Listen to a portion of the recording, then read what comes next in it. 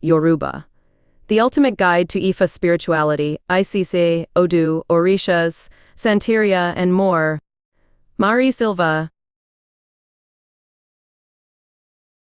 Yoruba. The Ultimate Guide to Ifa Spirituality, Isese, Odu, Orishas, Santeria, and more. Copyright 2022. All rights reserved. The content contained within this book may not be reproduced, duplicated, or transmitted without direct written permission from the author or the publisher. Under no circumstances will any blame or legal responsibility be held against the publisher or author for any damages, reparation, or monetary loss due to the information contained within this book, either directly or indirectly. Legal notice. This book is copyright protected. It is only for personal use. You cannot amend, distribute, sell, use, quote, or paraphrase any part or the content within this book without the consent of the author or publisher. Disclaimer notice.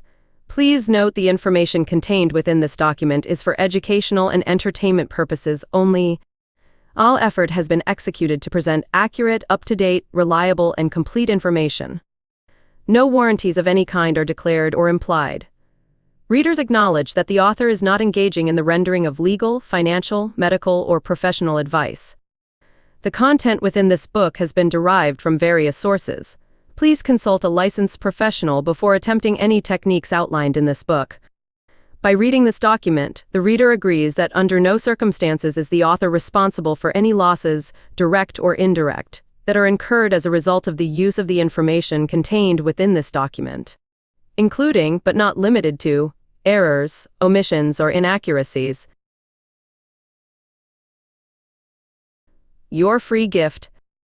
Thanks for downloading this book. If you want to learn more about various spirituality topics, then join Mari Silva's community and get a free guided meditation M3 for awakening your third eye.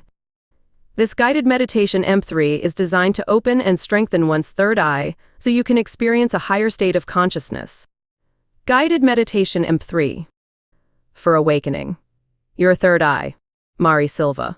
Click here to download the free guided meditation M3 for awakening your third eye. Table of Contents. Introduction. Chapter 1. Introduction to Yoruba.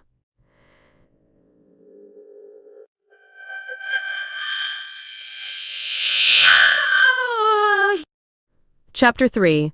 Who are the Orishas and Irunmole? Chapter 4. Main female Orishas. Chapter 5. Main male Orishas. Chapter 6. How Ifa divination peeks into the future. Chapter 7. Honoring your ancestors. Chapter 8. Yoruba worship calendar and holy days. Chapter 9. Yoruba spells, rituals, and baths.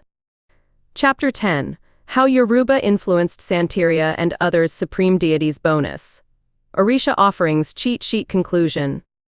Here's another book by Mari Silva that you might like. Your free gift. References. Introduction. The Yoruba traditional religion has grown in popularity over the past few decades, especially among African Americans, as this spiritual Ife system provides a profound sense of cultural belonging. Yoruba is a fascinating tradition made up of myths, lore, legends, indigenous beliefs, traditional songs, and folk proverbs, which are all shaped by the social and cultural contexts of West Africa. This book serves as the ultimate guide on Ifa spirituality, Isese, Odu, Orishas, Santeria, and more. In it, you'll find in-depth illustrations of the Yoruba tradition, exploring all its elements and influence, and it covers a wide area of one of the most popular and complex of the West African belief system. Learning everything there is to know about this belief system is not something that you can do overnight, especially since there are many terms and cultural contexts people may find very unfamiliar. Fortunately, this book presents the topic in an interesting, easy-to-understand manner. Despite being easy to follow the guide, the book delves deeply into salient topics, ensuring that all the aspects of this spiritual system are covered. This makes it ideal for beginners who have no background in the Yoruba, and more experienced individuals who wish to refine and enrich their knowledge. In this book, you'll find hands-on instructions and methods when it comes to creating an ancestral altar, honoring the ancestors, and making offerings to them, as well as making Yoruba spells, rituals, and baths. The book provides a thorough introduction to the Yoruba and a brief historical and cultural background. You'll understand how religion didn't wither with the passage of time and remained strong in the face of historical difficulties. You'll also better understand the main Yoruba beliefs and worldview. Then, the book will illustrate insightful details on the supreme Yoruba god, Olorun, and the creation myth. You'll learn about the creation story and understand how the Yoruba supreme god manifests himself in 3 ways. As you read, you'll be learning about the Irunmole and Orishas and how they can help you, and understand the importance of offerings and how each Orisha has a preferred offering. The book will lead you through the sacred feminine and masculine concepts in Yoruba and present the appropriate deities, along with their origin, stories, colors, personalities, and how they were typically worshipped. The following chapter then uncovers the Isese divination practice and explains who can be an Ifa priest. The book will also walk you through a description of the Yoruba worship calendar and its holy days and how the Yoruba religion managed to influence other African diaspora religions. Finally, you'll find an Orisha offering cheat sheet that you can refer to whenever you need to be reminded of the Orishas and their preferred offerings.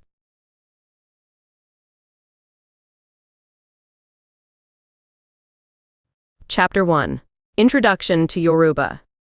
African traditional society, which includes the Yoruba belief system, covers indigenous spiritual concepts and religions of the African population which are not Christian or Islamic. It encompasses a wide array of ritualistic practices, symbols, artistic expressions, customary practices, cosmology, culture, society, etc. If you're a spiritual person, then the chances are that you think of religion as a lifestyle. This is why it only makes sense that African traditional religion and all its elements would have influenced the worldview of the African population. As opposed to what many people may think, traditional African belief systems are dynamic. They are dynamic and are highly reactive to everything that causes a shift in concepts and ideologies, like aging, technological advances, and the passage of time. These traditional religions are also mostly concerned with life experiences.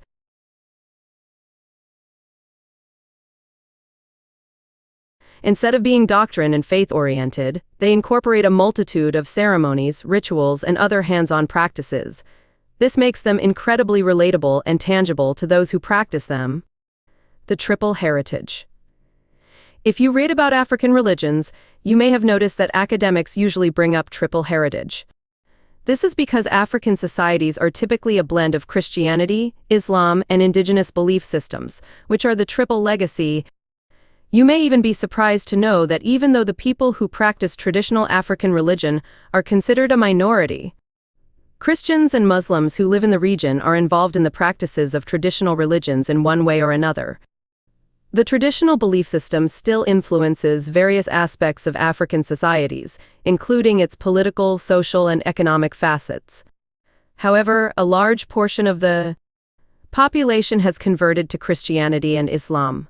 Unlike Christianity and Islam, which are concerned with garnering conversions, traditional African tradition is driven by coexistence. One of its pillars is to encourage peace and harmonious interactions. They encourage the maintenance of good relationships with followers of other beliefs and practitioners of different spiritual activities. While Islam and Christianity still promote the tolerance of all, the followers of traditional African religions don't feel the need to encourage others to adopt their beliefs.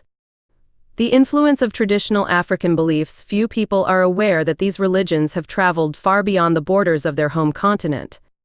This diffusion happened during the transatlantic slave trade and has inspired the emergence of other traditions and belief systems in the Americas, such as the Vodun in Haiti, Santeria in Cuba, and Candomblé in Brazil. The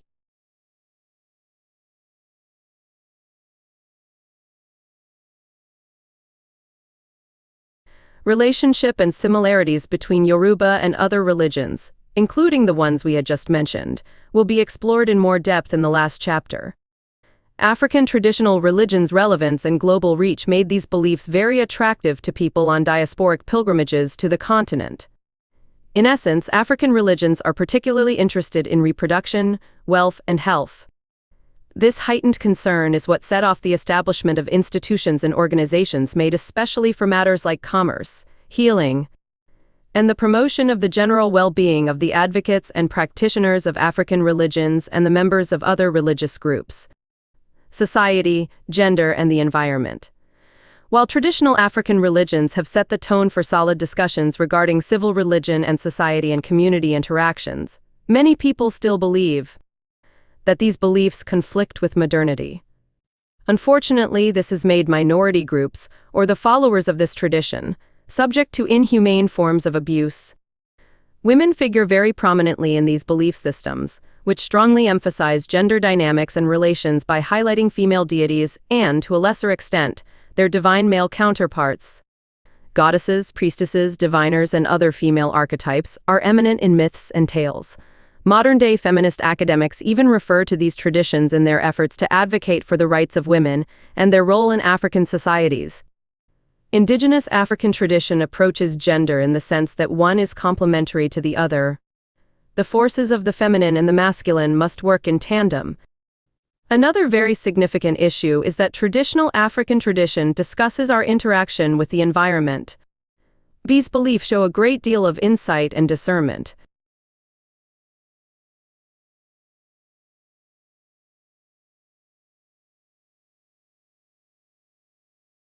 into how we can live in our environment without causing any harm. This is a topic of great importance in today's world, considering the imminent ecological crisis. Spirituality and tradition. Traditional African religions offer robust associations between the realm of ancestors and the world of physical existence. This allows practitioners to keep in constant touch and maintain their relationships with their ancestors. According to indigenous beliefs, our ancestors are highly involved and intricately concerned with our daily life affairs. Many religions in different parts of the world remain alive through their written texts and recorded scriptures.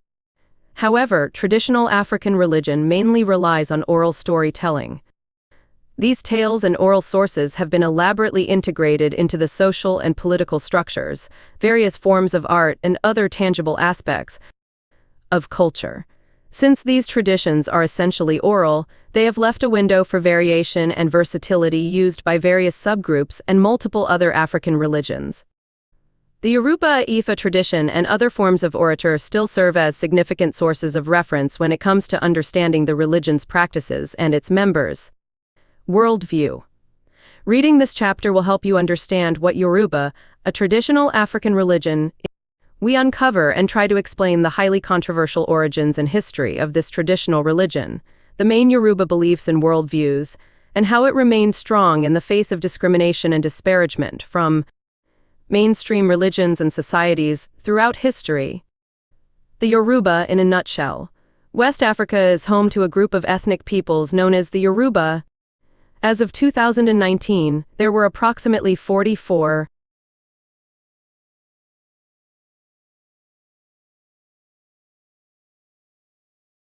million Yoruba people, most of whom settled in Nigeria and account for 21% of the nation's population. The Yoruba are among Africa's largest ethnic groups. They have their own language, Yoruba, and occupy other regions and countries besides Nigeria.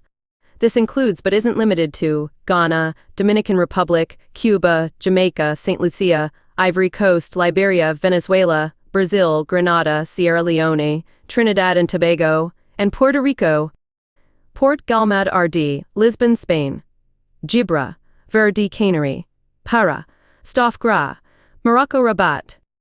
Western Sahara, Mauritania, Gambia Burkina, Bamako, Nors, Ad, Mali, Afar Burkina Niamey Fask, Ghana, Algeria, Kai, Mediterranean Algiers, Tunis, Tunisia, Sao Tome Proce, Nigeria, Abuja, Libre, Niger, Cameroon, Gon Brazzaville on Ango Luanda, Libido, 21, Tripoli, If, Congo 15%, C, Ben, Libya, N'Djamena Central African Republic Bangui, Angola, Chad, Ika Khartoum, Sudan, Abumbashi, Simi, Gialiba, Caire Egypt Aswan. Wow. Ankara Turk. Uganda Zaire Rwanda. Kinshape Kine Burundi. Part Sudan. Dodo. Addis. Ethic. Kenya. The traditions, spiritual ideologies, and customary practices have all evolved into one solid religious belief system. According to the Yoruba religions, all humans must experience Ayanmo, which can be translated into fate or destiny. This is why this traditional religion suggests that humans will inevitably unite with the divine, the creator and source of all existing energy, in spirit. This state of oneness is called Olodumare. Our thoughts, feelings, and actions are translated into interactions with other living entities in the physical realm. Our communications are all efforts to find and attain a destiny in the spiritual world. The followers of the Yoruba traditional religion believe that people who stop experiencing spiritual growth in any of the facets of their lives are bound for Ornapadi, which is the invisible world of potsherds. The Yoruba religion considers life and death as an endless cycle of existence.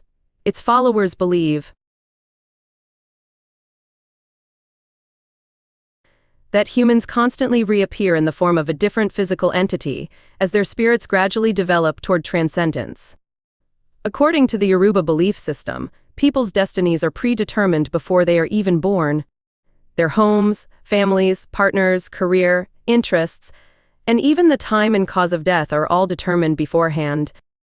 Followers of the Yoruba tradition believe that a person's plans, destiny, and promises are all forgotten at birth. However, it is also believed that we spend a lot of time and effort trying to remember these things and strive for the future that was destined for us. The Yoruba believers consider God to be the most powerful being and a supreme deity who is not bound by gender. God, or Olodumare, is thought to be living in the skies. Intercessors or Orishas would complete all communications between the Yoruba believers and God. History and origins. Se is the Yoruba traditional religion name in the Yoruba language.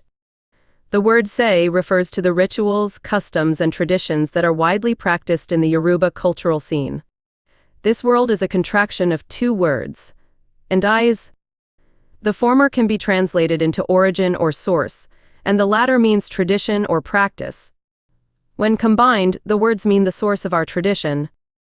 This word was coined to signify the Yoruba belief system because the numerous traditions, practices, observations, concepts, and beliefs are all derived from the spiritual worship of the Orisa or Orisha. An Orisha is a being that withholds the ability to reflect some of Olodumare's manifestations. Yoruba traditional religion. Around 12 to 15 million Yoruba people live in southwest Nigeria, Togo, and the Republic of Benin, which was previously known as Dahomey. These individuals are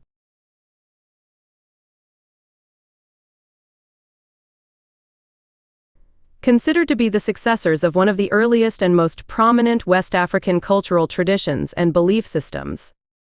Linguistic experts and archaeological evidence suggest these people have occupied their present-day geographic locations since the 15th century BCE. At the very least, like every other language, regional dialects for the Yoruba language have developed, signifying the urbanization and the distinction between Yoruba subgroups. These differences led to the emergence of a social system in the first millennium BCE. This structure was unique to the sub-Saharan African population. The traditional home of the Yoruba was thriving by the 9th century BCE. Terracotta and bronze sculptures, which are now among the eloquent riches of Africa, were avidly created by artists over the next 5 centuries. Yoruba mythology, oral tradition, and storytelling signify Odudwa, also called Odua, as the founder and first king of the Yoruba people. Some mythologies claim that the traditional home of Yoruba is the cradle of creation, and that Odudwa is the god of all creation.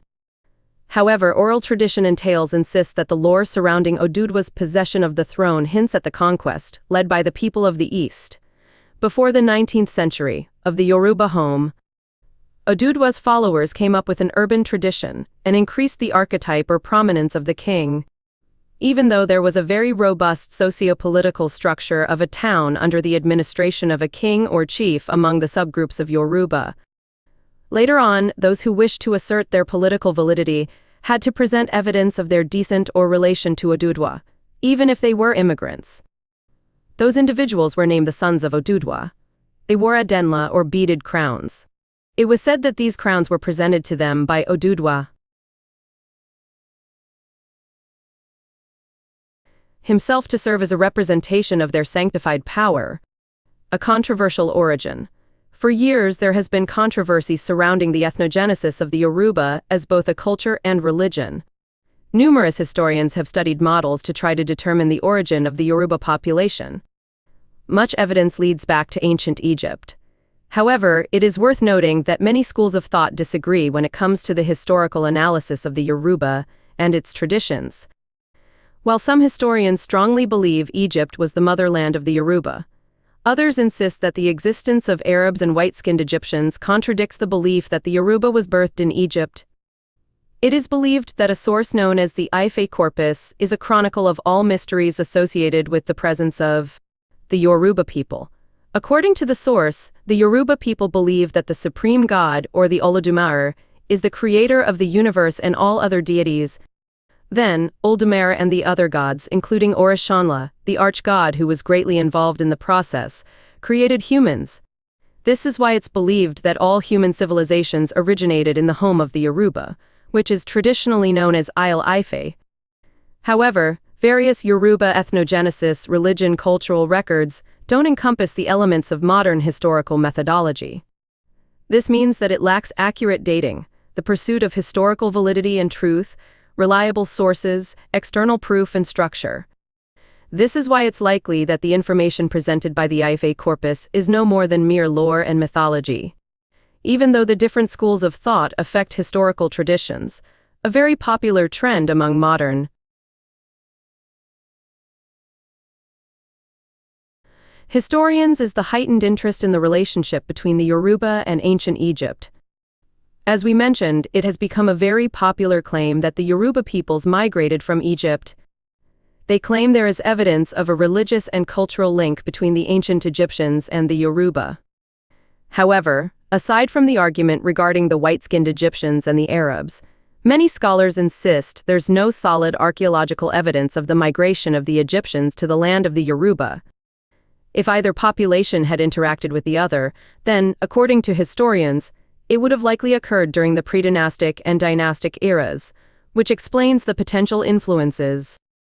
Additionally, numerous factors may have contributed to the belief that there was direct contact between ancient Egyptians and the Yoruba. This includes colonialism, Islam, Christianity, the Yoruba creation myth, and the belief that Egypt is the motherland of all human civilization, which we will discuss in more depth in the following chapters. Maintaining strength. As we mentioned at the beginning of the chapter, practitioners of traditional African religion have been subject to harsh forms of abuse. This is because of the alarmingly dangerous extremism and conflicts associated with Abrahamic monotheistic religions, like Judaism, Christianity, and Islam. These dangers are present within the borders of the African continent and are a looming threat to the practitioners of this religion all around the globe. This terrifying and unjust trend has affected indigenous southwestern Nigerian Yoruba peoples. Christianity and Islam have unjustly intruded into the lives of the Yoruba peoples, causing turbulence and triggering spiritual imbalance among the traditional religion practitioners. The followers of Abrahamic religions have often conducted waves of forced conversions and actively spoken hatefully toward the believers of other faiths. They treated them as inferior and exposed them to other forms of abuse and prejudice, introducing malevolent characteristics into the society of the Yoruba. The unwelcome arrival of the spiritual differences into the Yoruba society stimulated religious conflict, but it also led to the onset of superfluous homicide. This was a highly unfamiliar and confusing series of events to the Yoruba, considering their beliefs are fundamentally built on cordial concepts and characteristics, like acceptance, harmony, tolerance, and coexistence. The practitioners of that faith are never focused on converting others to their religion or making sure that those around them share the same ideologies and concepts. The extreme efforts to convert members of the Yoruba religious groups rippled disruption, confusion, and feelings of anger and hurt among members of the society. However, the followers of this belief system seem to have managed to stay resilient regardless of the unpleasant disruption. Another challenge that has acted as a threat to the Yoruba belief system is modernization and rapid technological advancements. All traditions and customs are at a constant threat of disappearance or alteration with the fast-paced nature of today's world.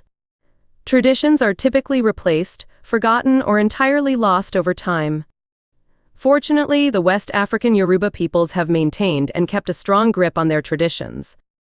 The Yoruba is among the few religious practices and traditions that stay very similar to how it was practiced centuries ago. The Yoruba people have done an excellent job at maintaining their truth.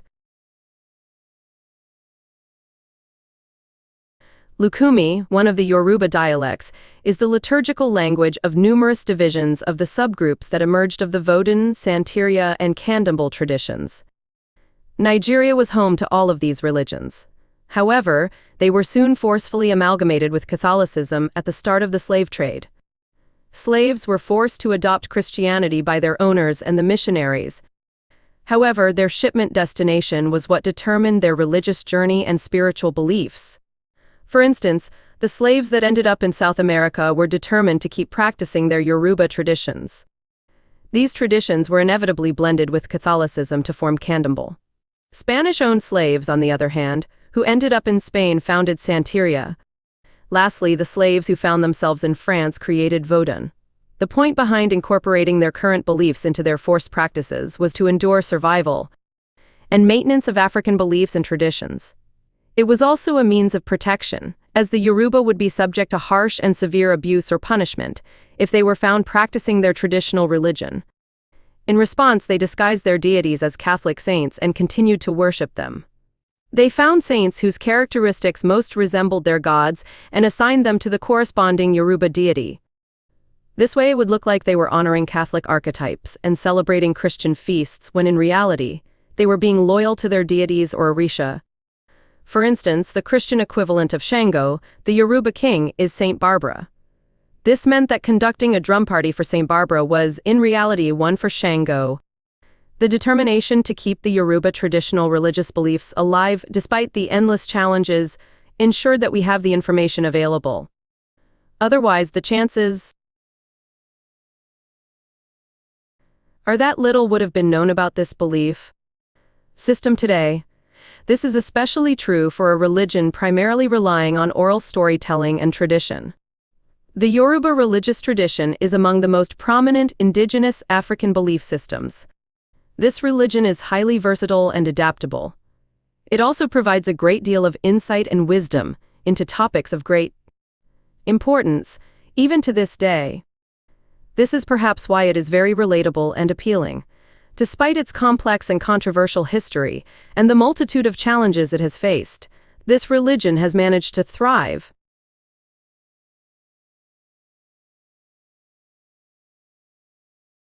Chapter 2. Olorun and the Creation Myth. As you have read in the previous chapter, Yoruba beliefs represent a unique worldview based on spirituality and ancient traditions. This chapter will discuss one of these remarkable views, the relation between the supreme Yoruba god, Olorun, and the Yoruba creation myth. This religion has its own creation story that's very different from those of other religions past and present. This tale transcended many generations through oral tradition, and the story of creation changed very little and remained faithful to traditions honoring Olorun and the Orishas. It also provides great insight into how the Yoruba see their supreme god and their relationship with other supernatural beings and mortals. The Yoruba creation myth. Eons ago, when mortals did not yet exist, Olorun and the Orishas lived in the sky, the only livable place at the time. Below them, there was only water, ruled by the goddess Olokun, ruler of the sea. Since the Orishas weren't as powerful as the supreme god and often needed guidance,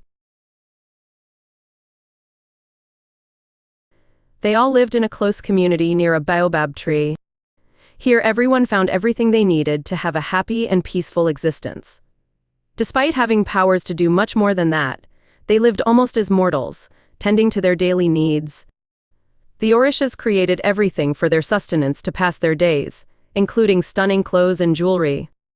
They even had the entire sky reaching above their heads had they wished to see more of their world. However, not everyone was satisfied with their blissful life in their community, or wanted to see only the misty sky. Obatala was an Orisha who possessed great powers and an even larger desire to use them to explore far beyond their ruler's land and create something different. Soon he started wondering what he could do with them, and while doing so, he suddenly looked down and noticed the waters below. It was then that Obatala realized where to begin his new adventure, and he immediately went to Olorin for permission to build something in the water. He had two reasons for this. Firstly, he needed to create a solid ground on which Obatala himself could stand when he ascended. Secondly, he wanted to make a land for new creatures, someone whom the Orishas could help, so they could finally use their great powers. Seeing that Obatala wanted to do something good and constructive for all of them, Olorin permitted him to descend onto the land of water. Obatala then consulted another Orisha, Irunmole, about preparing for the journey. Irunmole is said to have divination powers, so he could see everything Obatala may need to make his future quest successful. He conducted a divination ritual by sprinkling powder made of baobab tree roots on a sacred tray. After tossing 16 palm kernels on the tray, Irunmole carefully observed the pattern they left while traveling on the tray. He repeated the process 8 times, each time memorizing the kernel markings.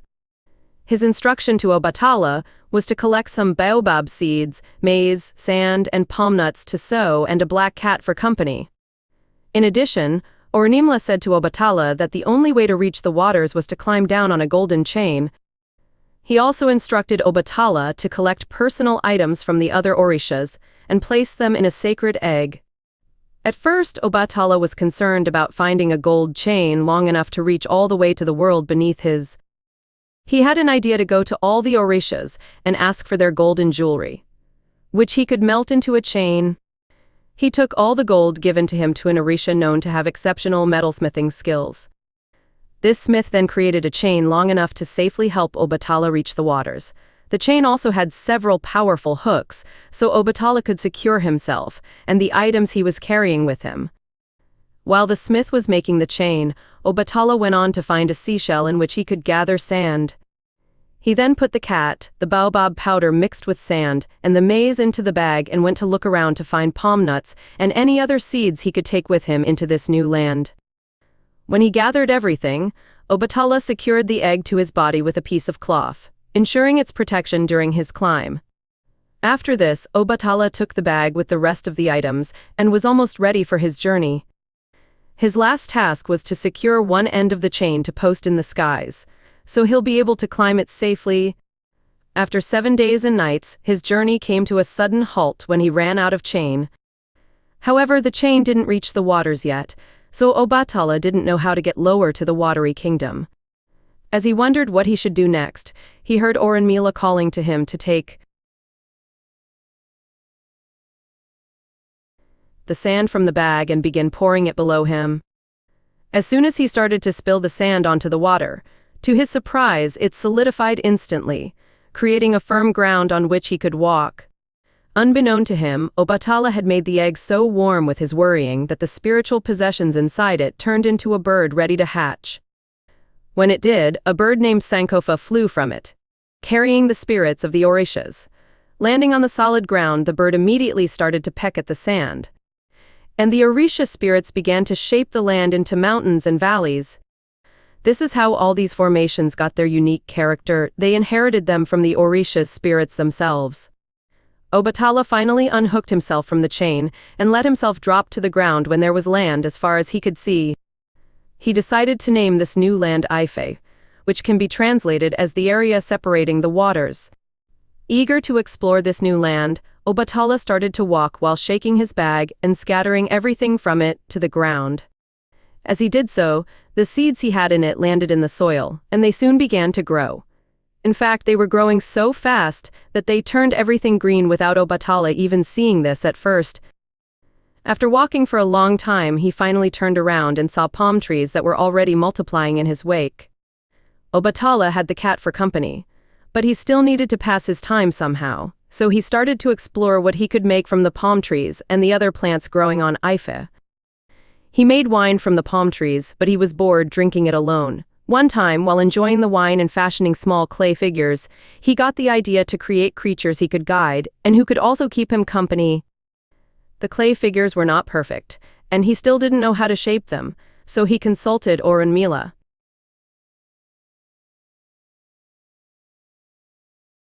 And Olorin?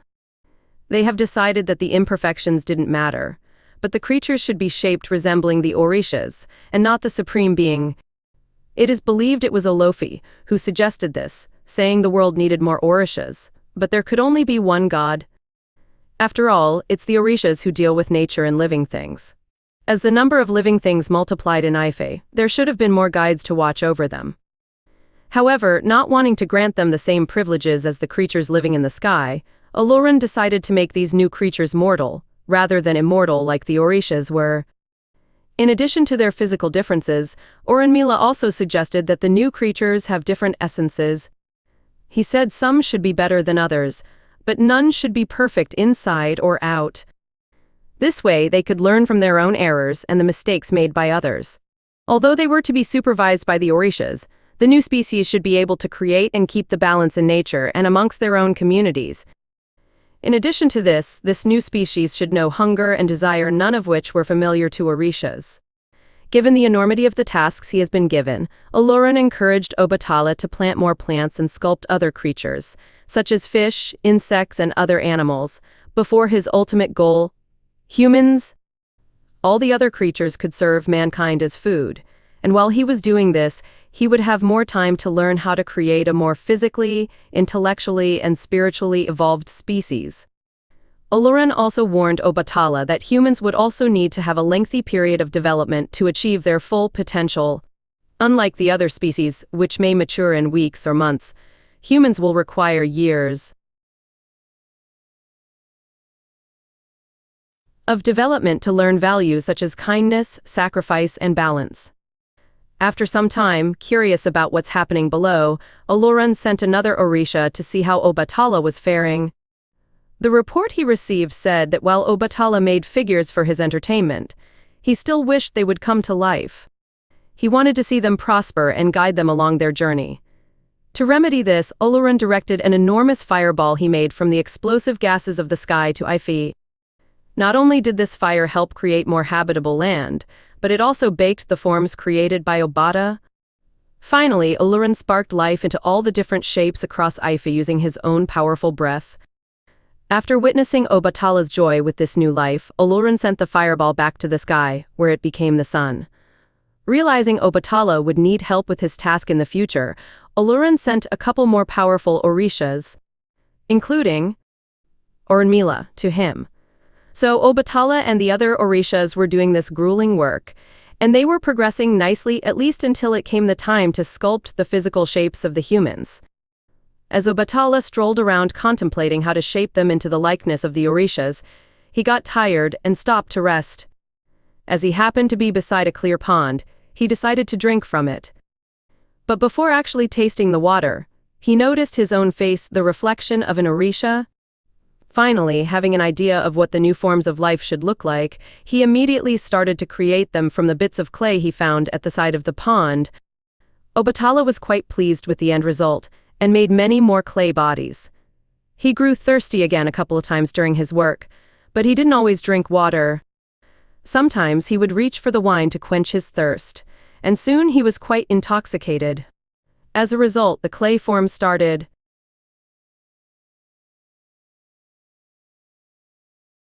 to look more and more different, and some ended up missing limbs and other body parts. However, at the time, he didn't notice this, thinking that all his sculptures were beautiful. Besides, he was told the more different they look, the better. That being said, the next time he repeated the process, he did it without drinking wine, so he could focus more on forming them as wholesomely as he could.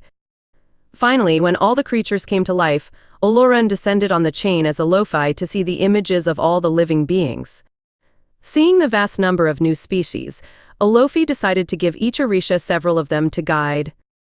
Meanwhile, humans were given the task of watching over their natural environment. They were encouraged to report to the Orishas if anything needed changing, although they weren't taught how to communicate their needs. Irunmole created several paths for each human, while others empowered them with different qualities, shaping their final destiny.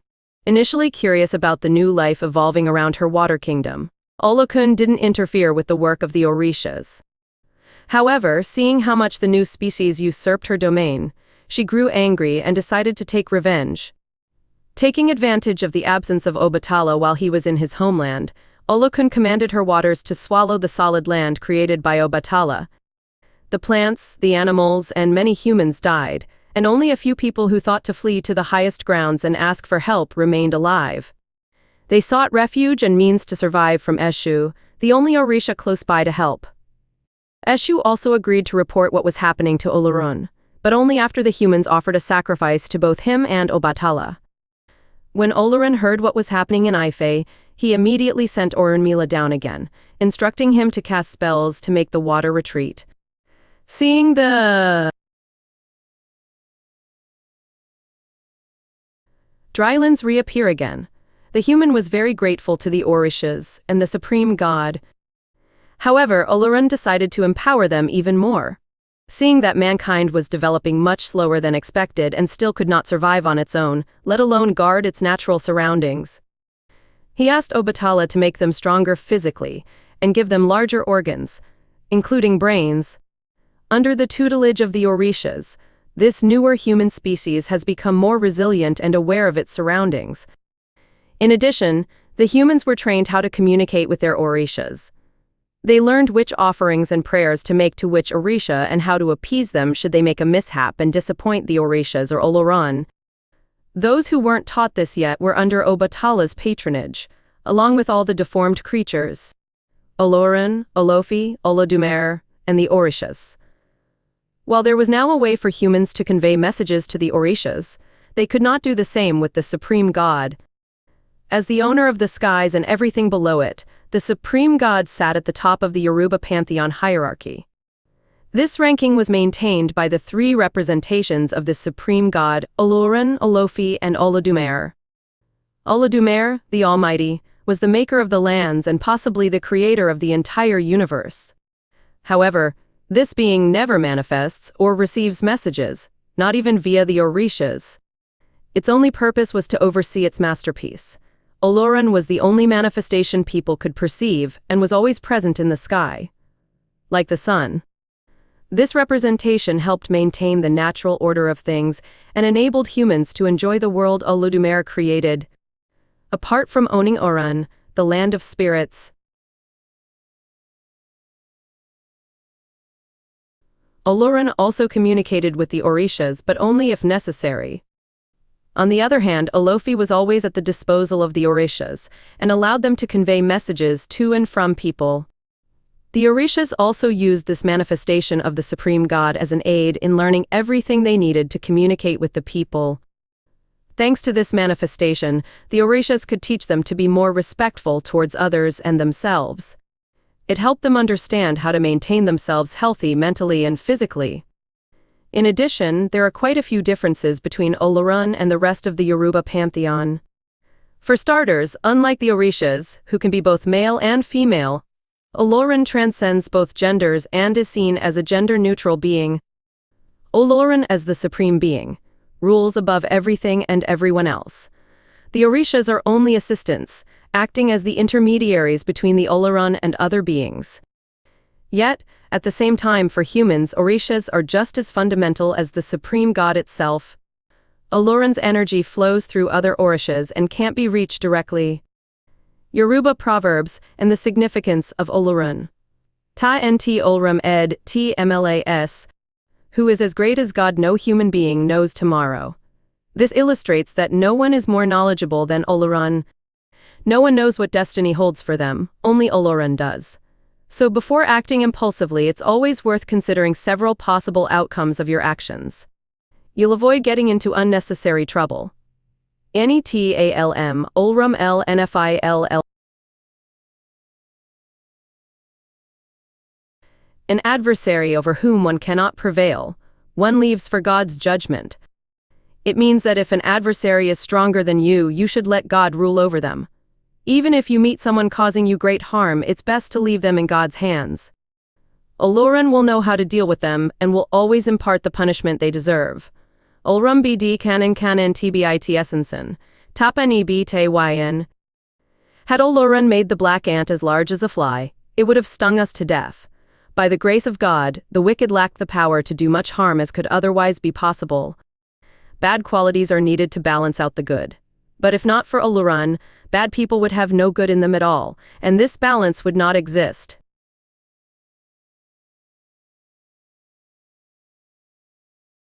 Chapter 3. Who are the Orishas and Irunmole? In the previous chapter, you learned that the Orishas represent the Supreme God, who created Orishas to help and supervise humankind and other living beings. In this one, you'll learn just how fundamental a part the Orishas play as mediators between the human and spiritual realms and why they represent our most influential source of communication with Olofai and by extension Olodumare. Learning about the vast number of Orishas you can turn to will enrich your practice and empower you spiritually, mentally, and physically. Orishas and Irunmole. However, when discussing the role of Orishas in the Yoruba pantheon, there is another term you must familiarize yourself with, and that is Irunmole. While Orishas are a well-known concept for those who are only somewhat familiar with the Yoruba religion, is certainly not the case with Irunmole. And those who have heard about the latter often confuse them with Orishas themselves. In fact, there is a vast difference between the two concepts. However, despite the well-documented hierarchy among the different beings of the Yoruba pantheon, parts of the traditional legends about the Irunmole are still missing. What we know is that the term Irunmole is made up of 3 words. Irun, heavenly being, mo knowledge, and Isle ground. Therefore, the Irunmole are celestial beings in possession of great wisdom who visit the earth. The word can also be a force of nature, even more powerful than energy. This suggests that they are beings made of light rather than energy. Why is this important? It implies that while most Orishas were human beings who have achieved oneness with Olodumare, Irunmole is the force that gives the Orishas the power to achieve that level. Only those who stand for their actions will become known as Orishas, and this is exactly how Obatala, Oshun, and the other famous figures came to be as well. Irunmole helped them establish the evolution of their energy and spirit into the state of Olodumare. And just as there are many different Orishas, there are many Irunmole, who often work together when helping humans. For example, to overcome a difficult hurdle in life, you'll need assistance from Ogun, and the Irunmole Ogun too. According to some Yoruba sources, the first 200 Orishas created by Olodumare already possessed Irunmole. In fact, it's possible that these Orishas suggested the creation, including those inhabiting the earth. Initially, they were the only intermediaries between Olofi and mankind, but it is easy to understand their use of their powerful energy to help other creatures. They were also able to take on many forms, much more than some of the lesser Orishas. They formed the celestial community in the skies and regularly called on the Supreme Being, consulting it about their daily duties. As legend has it, they visited so often that Oloran decided to give them a special task to have more peace around the baobab tree. So, when they asked about expanding the universe towards the waters below, Oloran was more than happy to send them to Isese to supervise the evolution of the new life. Nowadays, an Irunmole is said to be the only presence of the Supreme God on Earth. Despite this, it's still capable of maintaining several spiritual and physical forms, including humans and even inanimate objects. According to many contemporary Yoruba practitioners, Irunmole may also empower incorporeal entities if their help is needed during a spell or ceremony. Some of them also consider Olofai as the first Irunmole, which explains why he is the only manifestation of God who communicates with other species. However, all of them agree that, unlike Orishas, Irunmole were never human beings but natural spirits. This is why they can become manifestations of divine power, natural or spiritual energy, or any driving force humans need but find incomprehensible.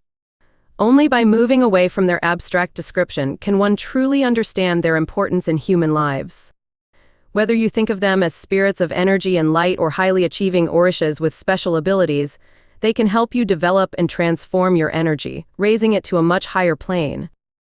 Overall, 401 Irunmole are wandering the earth looking for humans to help. If you decide to seek assistance from them, don't forget that you may need the help of a lesser Orisha to facilitate communication with them. Whereas the Irunmole are seen as light entities, the Orisha are nowadays thought of as almost like humans. Each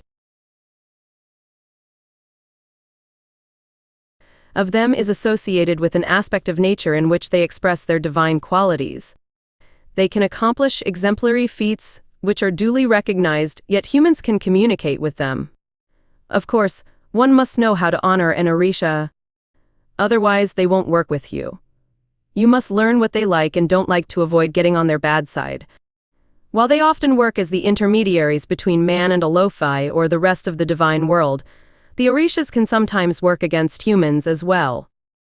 Much like humans, they have their likes and dislikes, and if something angers them, they can do just as much harm as they do good.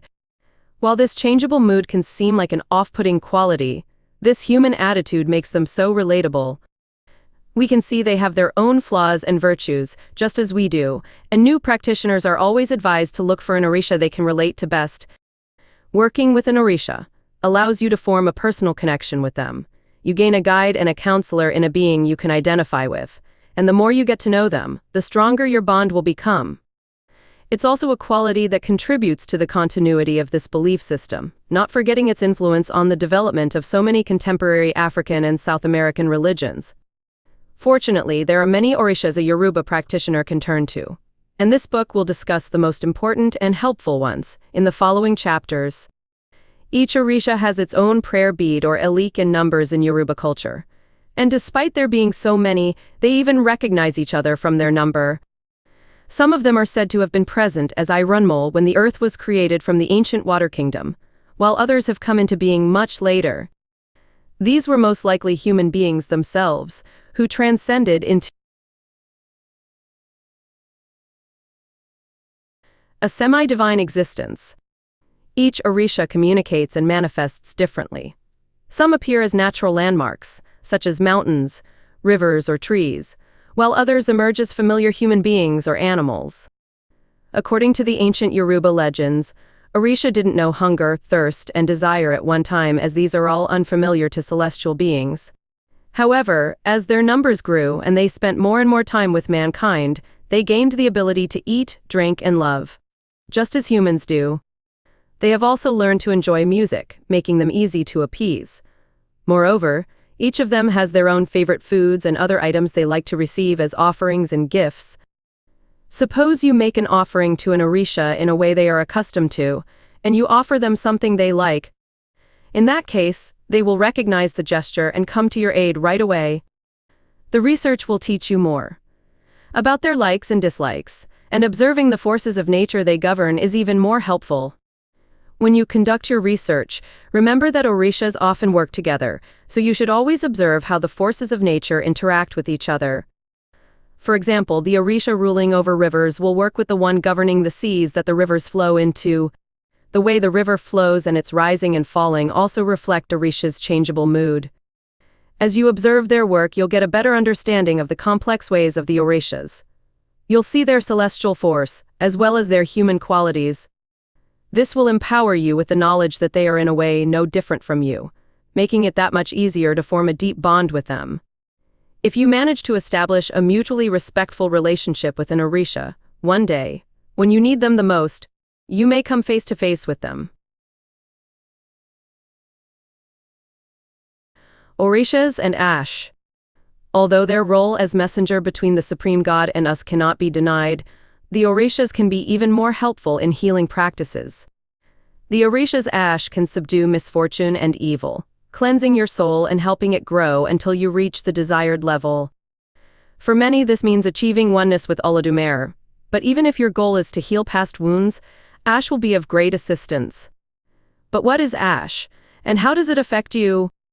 Ash is a divine power, the driving force behind everything in the world. Initially, Olodumare gave this energy only to Orishas living and serving God in the skies. Even when they came up with the idea of creating Ife and humankind, The man wasn't gifted with ash as it wasn't deemed necessary for them to have it. Over time, the supreme god and the Orishas realized that every living being could benefit from this force. For this reason, the supreme god begins to empower everything with ash, including inanimate objects, making it one of the most fundamental concepts in the human belief system. Now, we know it as the immense power behind everything, including our own thoughts, emotions, and actions. However, ash comes to us through only one source, the Orishas. They are the custodians of this flow and can channel it towards us. So it carries us on our journeys. By working with Orishas, you can draw on their ash through prayers, offerings, and other ceremonies, ensuring that you stay on the right path. In addition, there are other ways to channel ash towards you, particularly for divination or healing. Herbs, colors, candles, and crystals can also initiate its flow towards you, conducting it into you and uniting it with your own energy.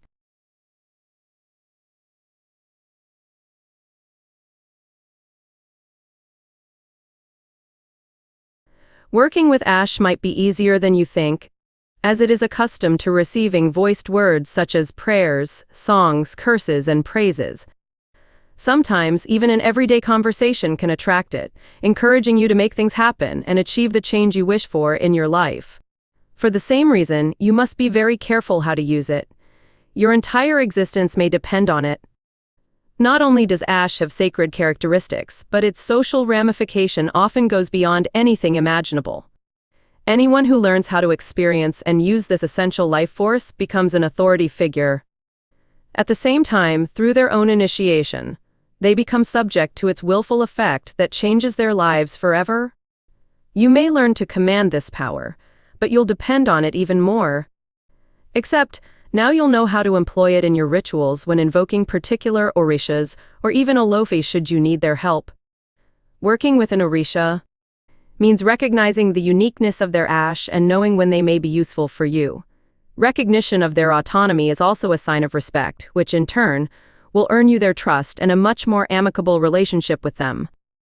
How do the Orishas heal when an Orisha comes in contact with your body? It transfers its ash to you. However, apart from lending you their ash to make you stronger and overcome difficult hurdles in life, Orisha can assist you in many other ways. Each Orisha represents a particular force in the Yoruba pantheon. They all have their own specialties, but they also have specific influences. They can protect and heal nature, and they can do the same for you. You just have to know which one to call upon. According to the powers of the one you choose to work with, an Orisha will protect and defend you, or it may cause disease to go away from. The affected part of your body. From physical ailments to emotional scars, we all need healing in many different ways. And while the bond you form with an Orisha will mainly be manifested in your body, this doesn't mean it won't empower your mental state. You exist through your body, so this is the only way the Orishas can connect with you. But once the connection has been made, they will envelop your mind and body, healing you spiritually, if necessary. As mentioned before, you'll most likely need some intermediaries to transfer the energy. Using elements associated with the Orishas will encourage their interaction with your body, ultimately restoring its health and vitality. What is an Igbo in terms of Yoruba terminology? Igbo means sacrifice. However, an Igbo can mean a lot of different things as well. It can be offered during different ceremonies and may represent several types of sacrifices. It can be performed as a sacrifice, offering, purification, or an expression of gratitude. Furthermore, the Igbo made at each event will depend on the Orishas you are calling on, and their likes and dislikes. After a traditional Yoruba Igbo, the power of every prayer, spell, or ritual is elevated, and the practitioner's mindset will be focused on manifesting a positive outcome. There are many types of Igbos, and they can be identified by the elements used in them, the offering, and the process used to make the offering. While animal sacrifices were a common occurrence in the past, they aren't required nowadays. The Orisha you call on will be satisfied with a simple offering of fruit and sweets, accompanied by a prayer or perhaps a bath and a display of flowers. Remember, during an Igbo, you are cleansing your body from negative energy, so that the Orisha's ash can flow through it more freely. It is considered a medicine that can heal past wounds and solve problems. This is only possible if the sacrifice you make serves your tranquility and health, both physically and mentally. Even if you only do it as a way to please an Orisha in hopes of further collaboration, it will only work if you are keeping a balance in nature as well. After all, the Orishas watch over other beings, not just humans. Igbo is a common ritual performed prior to the Ife divination. In this case, it's a combination of rituals that symbolically prepares the person needing the divination. But an Igbo is often essential in other types of situations when you want to change your circumstances. Apart from cleansing, an Igbo can help identify issues within your spiritual makeup. Having found them, you'll be able to heal them and feel better. Whether you wish to reveal your future or someone else's, need guidance in achieving goals, or seek spiritual enlightenment via the traditional Yoruba ways, you must perform an Igbo beforehand. Even if the person for whom the ceremony is performed is in tune with their destiny, performing an Igbo will maintain the natural balance of energies. The Igbo sacrifice, or Ije, is a specific type of Igbo and represents offering the highest power within a living being. While some interpret this as using the blood of an animal, this is far from the truth. In fact, the power and the Orisha's ash flows through the entire animal, and it's the strongest when the animal is alive. This is why many practitioners use living animals during their rituals. For example, you may choose to adopt an animal and nourish its life force, promoting the flow of ash through it even more. Or you can give it to the person for whom you are performing a ritual so they can take care of it. Another type of animal sacrifice is releasing the creature into nature. After the ceremony is concluded, or the release itself may be fundamental for the ritual success. This is a common practice in group cleansing rituals before a major festival. Another Igbo in which entire communities partake in the celebratory feast. The animals aren't sacrificed in vain but cooked and used as sustenance. It is an act of gratitude towards the Orishas, nature, and the animal that gave its life to feed the people. This is an act that brings harmony and balance into the community and into the life of its individual members.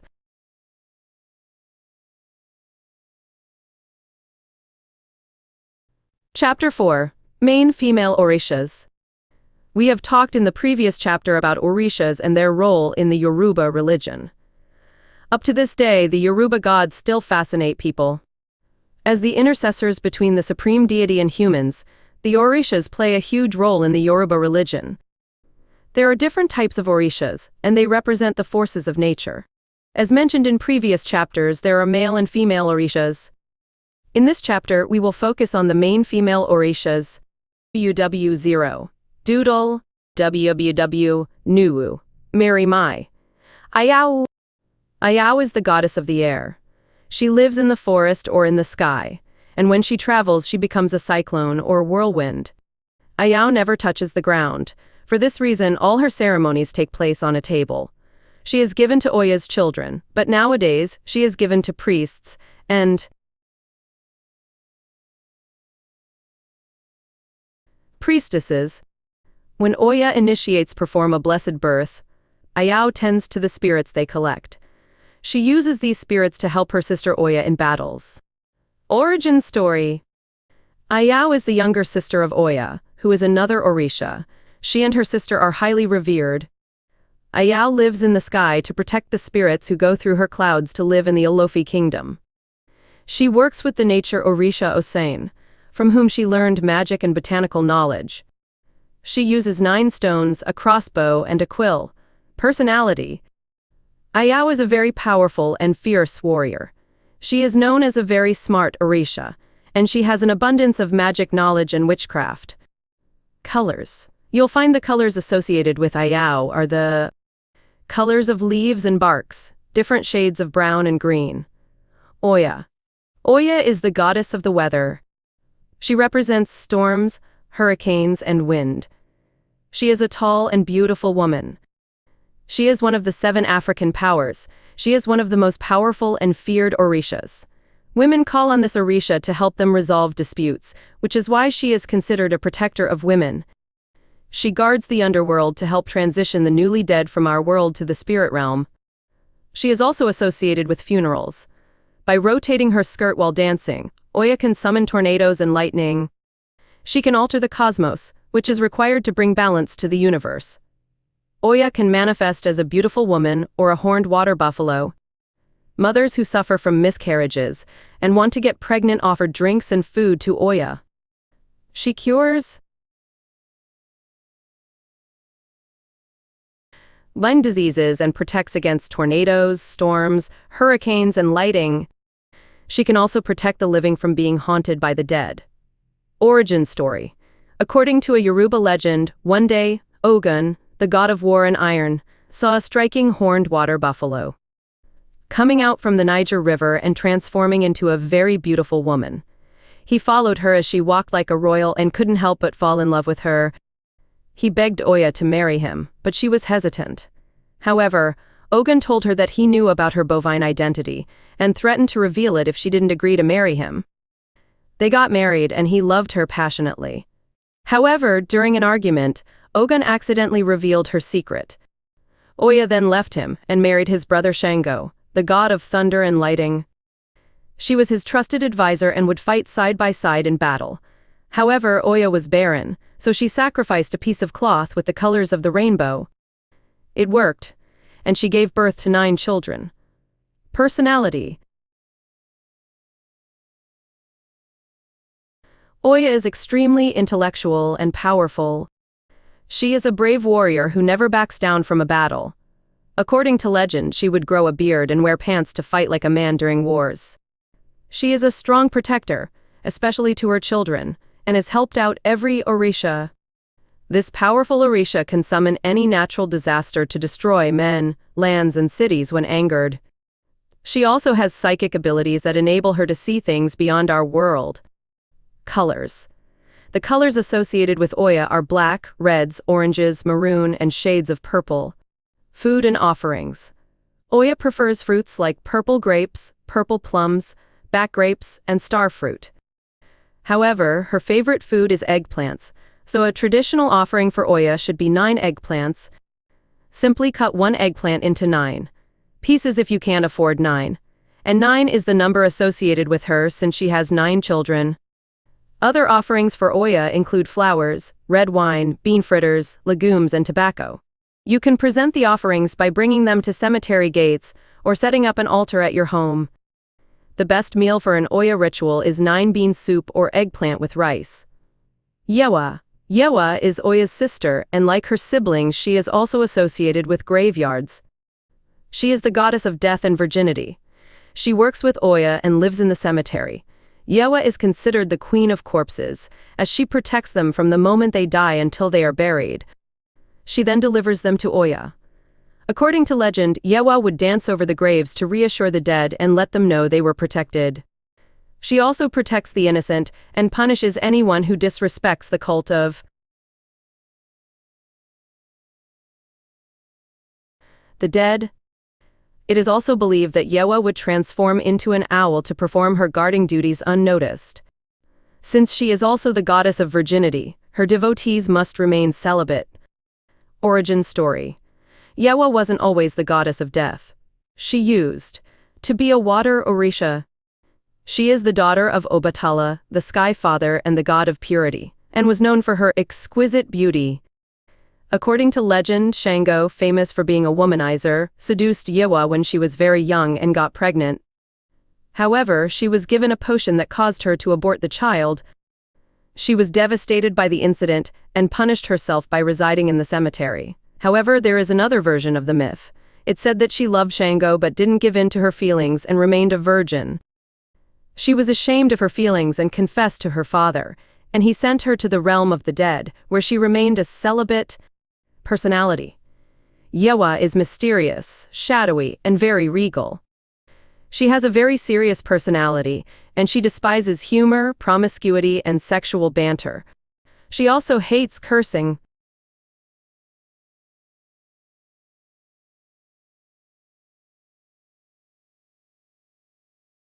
Vulgarity, foul language, sexual innuendos, and any sex discussions, which makes sense since she is the goddess of virginity. Yewa is considered one of the most reclusive Orishas, and she is very diligent, intelligent, wise, knowledgeable, and hardworking. Colors. The two colors usually associated with Yewa are scarlet and pink. Food and offerings. As the goddess of death and the queen of cadavers, Yewa would appreciate scented flowers to cover up the odor of dead bodies. You should opt for a large bouquet of flowers to increase the fragrance. Oba. Oba is the goddess of rivers, and water is her symbol. She represents energy, flexibility, protection, and restoration. In some places, she is considered the goddess of love, while in others, she is the protector of prostitutes. She punishes anyone who takes advantage of a loving heart, just as she was misled while loving her husband, who could not stay true to one woman. Origin story.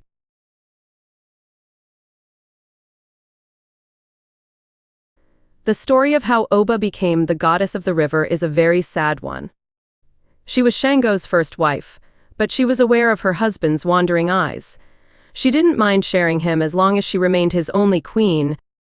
However, Shango fell madly in love with Oshun and Oya, and he treated them like queens.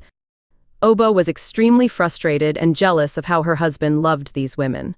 According to legend, one of the women tricked Oba and told her that she cut off a piece of her ear, cooked it, and served it to Shango, making him desire her. Oba decided to follow in her rival's footsteps and cut off her ear to serve it to her husband. However, when Shango saw the ear on his food, he was disgusted. Some legends say he left her and never returned, while others say that he thought she wanted to poison him and kicked her out of the house. She then kept crying until her tears created the Oba River. It isn't known exactly which of the women tricked Oba, but Oshun was famous for her cooking skills. Personality. Judging by her sad story, you may think Oba is stupid or weak. However, Oba is a very intelligent woman who is also independent and plays a huge role in politics and commerce. She is also powerful, beautiful, and wealthy. She was just outsmarted by a cunning woman who took advantage of her love for her husband. Colors. The colors associated with Oba are red, white, and pink. Food and offerings. Oba Orisha prefers flowers, wine, candles, and pond or lake water. Avoid rainwater and spring water. If you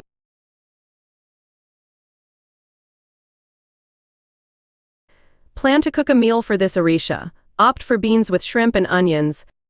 Yemoja. Yemoja, who also goes by the name Yemaya, is the goddess of the ocean's surface. She represents motherhood and all issues concerning women. She is one of the 7 African powers. The name Yemaya means the mother whose children are fish.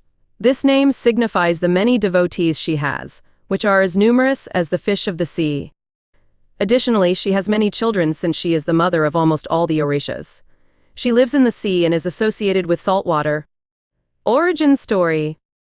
Yemoja is Oshun's sister. She used to live in the graveyard while Oya lived in the sea. Yemoja tricked Oya into trading places with her. Oya never forgave her, which is why these two Orishas should never be revered together. Personality. Yemoja has many devotees as a result of her kindness and generosity. Her personality resembles that of the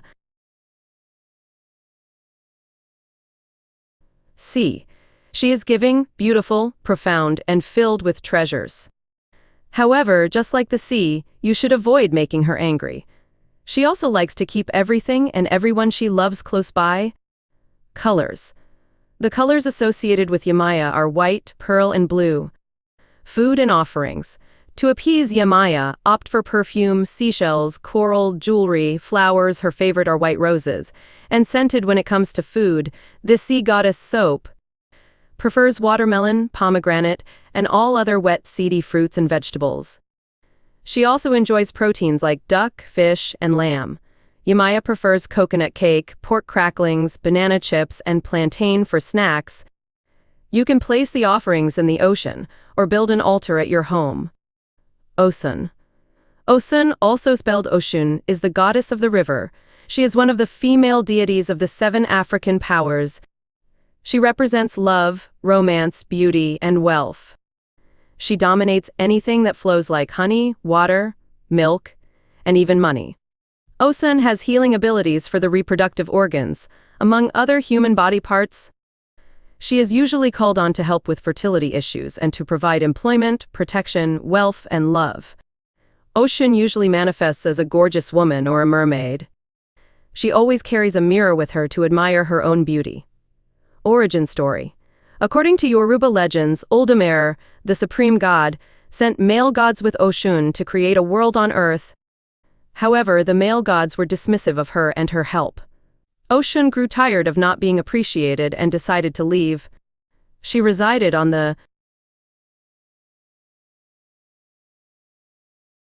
moon, where she could be by herself to admire her beauty. She expected the male deity to ask for her help soon. She wasn't wrong, though. Everything on earth started to wither, including animals and plants. Olodumare informed them that earth needed Osun's love and beauty to survive. The gods begged her to come back, and she did, and the earth thrived again. It is believed that she is either Yamaya's sister or daughter. For this reason, they are usually venerated together. This isn't the case for Osun and Oya, though, since both women were married to Shango. Personality. Osun isn't only extremely beautiful, but she is also a powerful warrior. Although she is the sweetest and smallest, Orisha is very tough. She helped Ogun get out of his depression, and she is the only Orisha able to fly to heaven to speak with the supreme god. Osun is very generous and incredibly forgiving, which is why she was able to quickly forgive the male deities. She rarely gets angry, but she can be extremely dangerous and hard to appease when she does.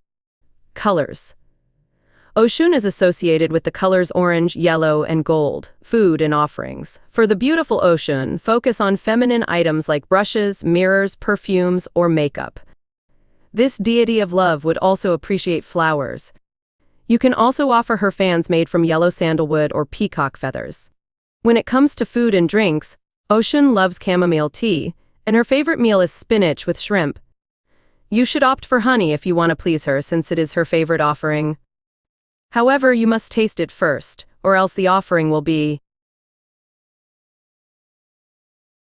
rejected. This is because someone once tried to poison Osun with poisoned honey. She also loves orange and yellow vegetables and fruits. Olokun. Olokun is the deity of the sea. They provide healing, wealth, and fertility. This Orisha's gender, identity, and function vary according to different myths. According to Nigerian legends, Olokun is the king of the sea. He is very powerful and rich, but he didn't survive the Middle Passage slave trade. Origin story. According to another legend, Olokun is female and is either Yamaya's mother, alter ego, or sister.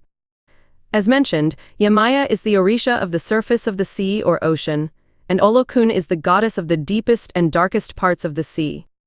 She is the Orisha of life and death. It is believed life emerged from the sea, and the realm of death is at the bottom of the sea. Olokun controls the area souls have to cross to either be born or return to death's realm. Olokun can heal pain and any kind of abuse, whether physical or mental. Her abilities extend to healing pain and abuse that occurred before birth or speech. Personality. Olokun prefers to be alone, and she is usually silent and brooding. Colors. The colors associated with Olokun are beige and blue. This Orisha prefers offerings related to the sea like saltwater and seashells. Nana Baruku. Nana Baruku is the supreme goddess, the creator, and the great-grandmother of all the Yoruba deities. She is the most respected and admired Orisha, and she represents swamps, mud, clay, and marshes. She is usually called on to help provide medicinal herbs that can heal various ailments. She can also identify and cure diseases that doctors can't understand or treat. Additionally, Nana Baruku is called on by people who suffer from infertility. She also guards the dead and manifests as a very old woman. Origin story. According to legend, this supreme goddess gave birth to the sun, Lisa, and the moon, Mawu. Afterward, she retired and entrusted the world to her children. It is believed that Nana Baruku used magic to create humans and the cosmos, and her twin children were the first man and woman. Personality. Nana Baruku is a very brave warrior and a fierce witch. Her generosity knows no bounds when it comes to the people she loves. However, you should never anger her, or she will infect you with diseases. Colors. The colors associated with this supreme deity are white, black, pink, and dark blue. Food and offerings. To appease Nana Baruku, focus on plant-based offerings like roses, swamp plants, mandrakes, or any other roots. Abata. Abata is the Orisha of marshes and swamps. She has the power to make someone either wealthy or poor. She usually controls places where salt water and fresh water merge, like in swamps. She can provide emotional balance, health, and peace. Origin story. According to Yoruba legends, Abata is the wife of Irunmole, the Orisha of wealth. However, other legends believe she is his counterpart, and they can merge together. Unlike her husband, there isn't much known about her. This is probably because she is a swamp Orisha, and swamps are usually associated with hidden treasure and secrets. Personality. Abata is very powerful and hardworking. She is famous for her vast knowledge as well. Colors. The colors associated with Abata are the shades of her necklace beads: green, blue, and yellow. Other colors associated with her are gold, coral, and pink. Food and offerings. Abata's favorite food includes roasted yam, sweet potatoes, and snapper. She also enjoys panatella, almond oil, sweet guava, and almond balls. She will be very pleased if you offer her white wine since it is her favorite drink. She also likes fruits and flower arrangements, melons and grapes. Abata prefers her offerings to be brought to her home in the swamps. Aja. Aja is considered one of the most popular Orishas. She is the goddess of forests and animals. She is also a healer who uses the medicinal plants in her forests to heal the sick. Aja loves sharing her knowledge, which is why people like shamans call on her to bestow her knowledge on them. Aja isn't like other Orishas because she will reveal herself to humans with no intention of scaring or harming them, but teaching them how to make healing herbs. Origin story. Aja lives in the forest, where she makes potions to help the sick. According to legends, she is the wife of the sea. God Oloku and Yamaya's mother. Personality. Aja is a healer and a strong warrior who shouldn't be provoked. Colors. Since she is the Orisha of the forest, Aja is associated with the color green.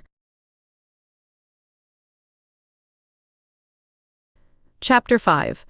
Main male Orishas.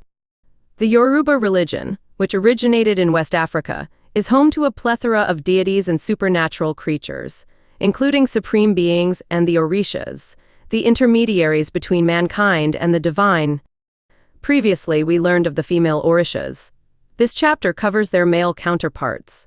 Male Orishas are best understood through examining the natural forces with which they are associated. Aganj. In Yoruba mythology, Aganju is associated with volcanoes, the wilderness, and rivers. Thought to be one of the oldest of the Orishas, Aganju is rumored to be the third deity who came to earth. Aganju is considered a cultivator of growth and civilization, both of which are linked to his symbol, the sun. Like a volcano, Aganju can bring about a drastic change in society and is the foundation which societies are built upon. Origin story. Aganju was supposedly a king in the Oyo Empire in Yoruba history. He was the fourth Elafin of Oyo, which means owner of the palace or king in Yoruba, and was greatly loved by his people. Before he ascended the throne, he was a warrior and used to carry a double-edged sword everywhere with him. Personality. He loved nature and used to explore the wilderness for days. One time he came back with a leopard and domesticated it. Even while living among humans, Aganju was no ordinary man. He was rumored to have spiritual and unimaginable powers and an ability to domesticate wild animals. Colors. The colors, or more accurately the bead pattern associated with Aganju, are 2 brown, 1 red, 1 yellow, 1 blue, 1 yellow, 1 red, and 2 brown. Food and offerings. Aganju likes offerings of alcoholic drinks and beef. Food items, babale, associated with disease and healing. Babale is considered the spirit of the earth. Consequently, he controls everything earthly, including health, wealth, and any physical assets. His name roughly translates as Father, Lord of the Earth. In earlier Yoruba beliefs, he was mainly linked to smallpox and other epidemics, whereas modern Yoruba beliefs associate him with AIDS, influenza, and other infectious diseases. Although most people associate Babale with the disease, he is also the patron of healing and is both feared and loved. Origin story. From the ancient Yoruba mythology folklore, Babale's origin story is commonly retold by many Yoruba followers. Once, Shapona, common name for Babale in Yoruba tradition, attended a party at the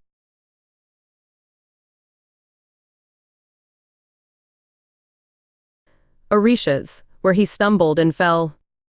When the other Orishas laughed at him, he tried to inflict smallpox on them, but was stopped and exiled by his father. Personality. Although many beliefs in Yoruba depict Babale as someone to fear, he is also a merciful and humble Orisha.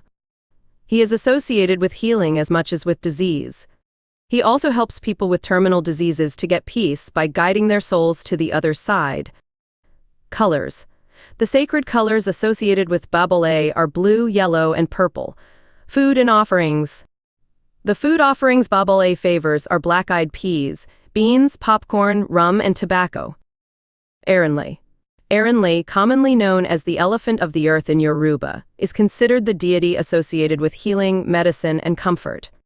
One of the most fiercely celebrated Orishas, Irunmole, is the underwater king, as well as the spirit of the bush. Irunmole has two sides, as a water spirit and healer and a hunter of the forest and a warrior. 30. Origin story. According to Yoruba tradition, Irunmole was a hunter before he became an Orisha. He is said to have protected the town of Fulani from attackers. He used to live in the forest, in a hut he had made for himself. Some myths claim that one day he sank into the earth near Ilobu, where he first conducted Olobu and became a river. Personality. Envisioned as one of the wealthy deities, he is dressed in luxurious and beautiful clothes, combined with accessories from the sea and forest. As a deity associated with earth, he is masculine and mighty. Colors. Being associated with rivers and the forest, the colors of patron Irunmole are turquoise, coral, and green. Pronounced Eshu is considered the trickster Orisha in Yoruba tradition. He is full of tricks and pranks that can often be cruel and are sometimes harmful. Known to speak all the languages on earth, the messenger deity conveys messages from the gods to people. He's also said to carry the offerings people send to different Orishas. Origin story. Yoruba mythology tells of how became the messenger. Due to his love for pranks and tricks, he played one on the high god, in which he stole his ham, used his slippers to make footprints, and tried to convince the high god that he stole the ham himself. The god got annoyed and told to visit the land every day and tell him about the occurrences at night. Personality. Is an embodiment of mischief and loves to cause trouble. He likes to be appeased to fulfill his duties of conveying messages to and fro. This deity often makes use of trickery to teach lessons. Colors. The colors used to identify the Orisha god of mischief are red and black or white and black. Ibeji. Ibeji are a set of twin Orishas sacred to the Yoruba tradition. The word Ibeji roughly translates to two-born. Twins are thus considered to be sacred to the people of Yoruba. They have the highest rate of twin births as compared to the rest of the world. The Ibeji are considered one Orisha and are said to have one soul in two bodies. They are associated with joy, mischief, and glee. Origin story. Oshun, the mother of Ibeji, was shunned by people when she gave birth to twins, because twin births were supposedly unusual at that time. Only animals could give birth to multiple identical offspring. So, the people labeled Oshun a witch and shunned her. Because of this, Oshun refused to accept Ibeji as her own offspring and threw them out of her house. Oya later adopted the Ibejis. Personality. Considered to be the protector of children, Ibeji Orisha is always represented as a baby or small child. Although depicted as this, Ibeji is a warrior in Yoruba history. Colors.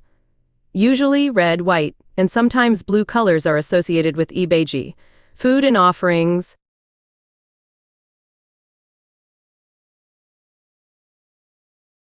Food offerings for Ibeji are usually beans, sugar cane, pumpkin, ikuru, vegetables, red palm oil, and cake. OBTL. OBTL is known for creating the human body in the sky and is therefore also called the Sky Father. Rumored to be the oldest Orisha, OBTL comes among one of the white gods of creativity. The word OBTL is broken and translated to Oba, which means king, and Tala, which means undyed fabric. More commonly, OBTL is considered to be the father of all Orishas and mankind. OBTL is associated with wisdom, purity, peacefulness, and compassion. Origin story. OBTL came down to earth from heaven to mold the bodies of the first humans. In addition to the primordial OBTL, his mortal counterpart was the founder and king of Ife. The Orisha OBTL hence originated as a mixture of the two. Personality. OBTL is described as a gentle and peace-loving Orisha, associated with forgiveness, resurrection, honesty, and purpose. Also commonly known as the King of the White Cloth, OBTL is said to be an extremely tranquil judge. Colors. The color associated with OBTL is pure white, representing the purity he brings. Food and offerings. Food offerings made to OBTL are white in color to represent purity. These include rice, meringue, cocoa butter, and coconut. Adu. Adu is considered one of the reigning ancestors. Among the kings of Yoruba. More commonly known as the Orisha of humans. His name roughly translates into the hero, the warrior, the father, and the leader of the Yoruba race. According to Yoruba tradition, Adu was Olodumare's favorite Orisha, and he held an important role in the story of creation. Origin story. Adu was one of the deities involved in the task of developing the earth's crust. After Obatala got drunk on palm wine and was unable to develop the land, Adu was sent to complete his task. The point on earth where he jumped from heaven and converted into land was named Isle Ife, which is now considered the heart of Yoruba land. Personality. Adu was a conquering warrior associated with creation, salvation, and power. He had no recognizable human form and is said to dwell deep in the darkness. Sometimes he is referred to as the king of the dead in Yoruba tradition. Colors.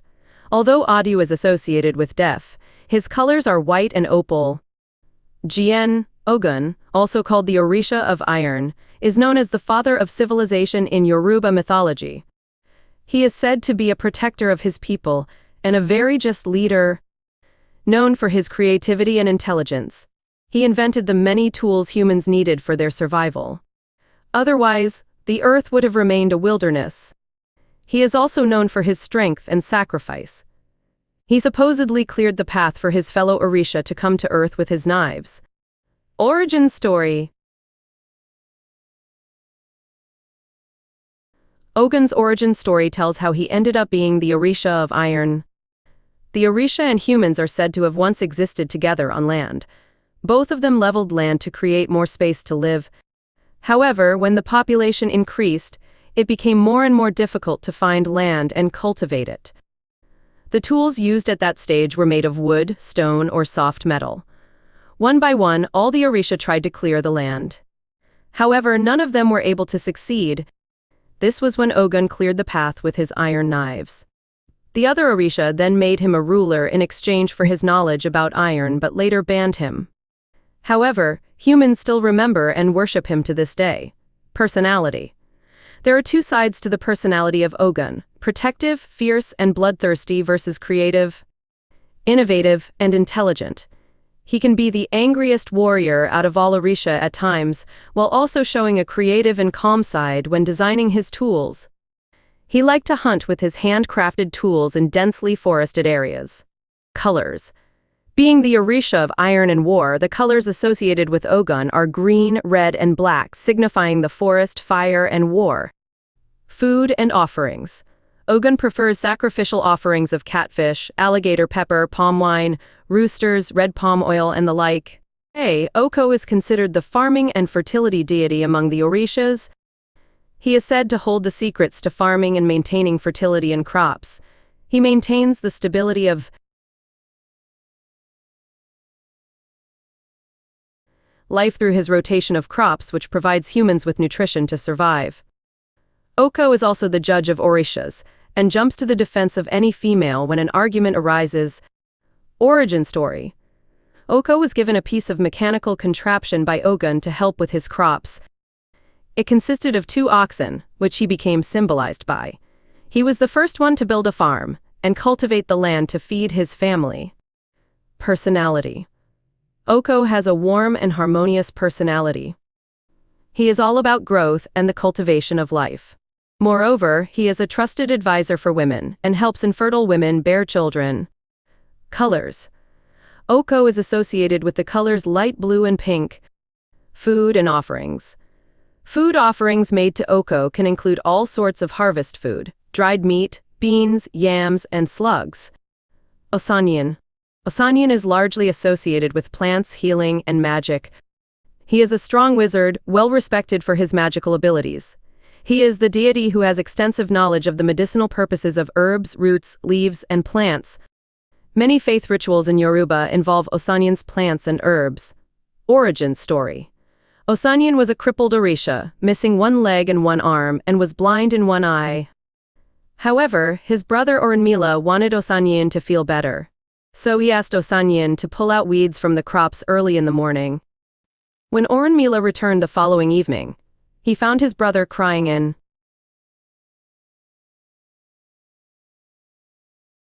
the field, having picked not a single weed out. When asked why, Osanyan replied with the various healing abilities of different plants present there. His brother was astonished at the level of knowledge Osanyan had regarding plants. Since then, Osanyan has been declared the deity of plants, herbs, and healing. Personality. Osanyan loved nature and liked to collect knowledge about the various plants and herbs he found present in the forest. He has extensive healing abilities and is considered kind and humble. Colors. The various colors associated with Osanyan are green, yellow, black, red, and white. Food and offerings. Typical food offerings for Osanyan are meat, nuts, chili, etc. The name Omar roughly translates to rainbow, and that is exactly what Omar is associated with. Residing at the back of the mountains, Omar's duty is to fill the sky with beautiful colors to convey messages from the earth to heaven, and vice versa. He is associated with unity and peace and symbolizes the balance between humans and Orisha.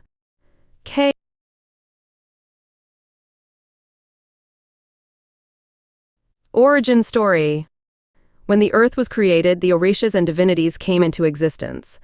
Omar was ordered to signal a rainbow across the sky, indicating the creation of the universe was complete.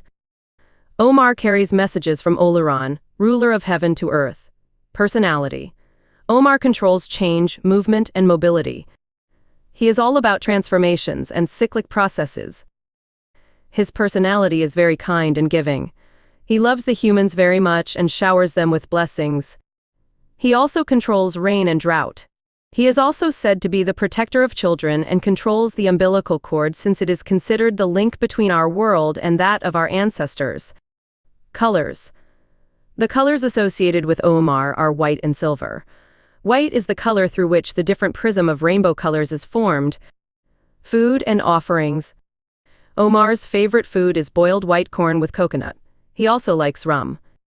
Enji is one of the most powerful rulers in the Yoruba Empire. Enji is also associated with thunder and lightning. Considered one of the most powerful and feared Orisha, he strikes anyone who offends him with lightning. Origin story. In addition to the primordial existence of Enji, his earthly existence is also worth noting. He was the 3rd Alafin of Oyo and brought prosperity to the empire. His reign lasted 7 years and was ended abruptly because his palace was destroyed by lightning. Personality. He was a violent and aggressive ruler, unlike his brother Ajaka. However, this violence came with commendable courage to fight many battles throughout his reign. Thus he is worshipped with the strong beats of the bata drum. Colors. The colors associated with NG are mainly red and white. The bead pattern varies in groups of 4 and 6, which are his sacred numbers. Food and offerings. The sacred food associated with NG is amala, a stew of okra mixed with palm oil and shrimp.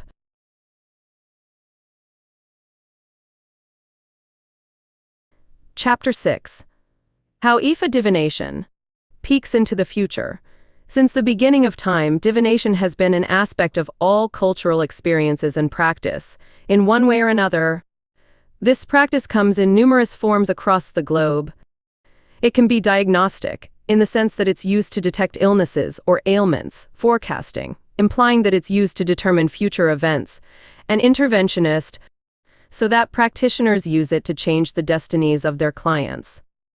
Some forms of divination that the ancient Greece prophets practiced involve the belief that the practitioner had experienced direct contact with a supernatural entity. This is often known as inspirational divination. Other forms, however, which were practiced by Mongolian shamans, Yoruba priests of divination, and African basket diviners, require a type of trained skill. Divination techniques. Many believe that you need both skill and inspiration to practice most forms of divination. The elements of nature are what shape divination activities. This explains why they are nature-based and can be carried out using natural materials like water, nuts, bones, and tea leaves. The use of cards and other man-made materials is also very common. There are also spontaneous forms of divination, which can include observing the behavior of birds. African people use many different types of divination, which often don't rely on using objects. For instance, Malian dune diviners draw box-like shapes on the sandy soil, then arrange food, symbols, and sticks within them. They use words or invocations, and call upon a fox to set the process in motion and reveal answers to their clients' questions.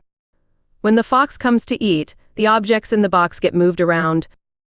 The diviner receives his answers by reading the traces left by the animal. Other African divination techniques rely on objects to get to the other realm.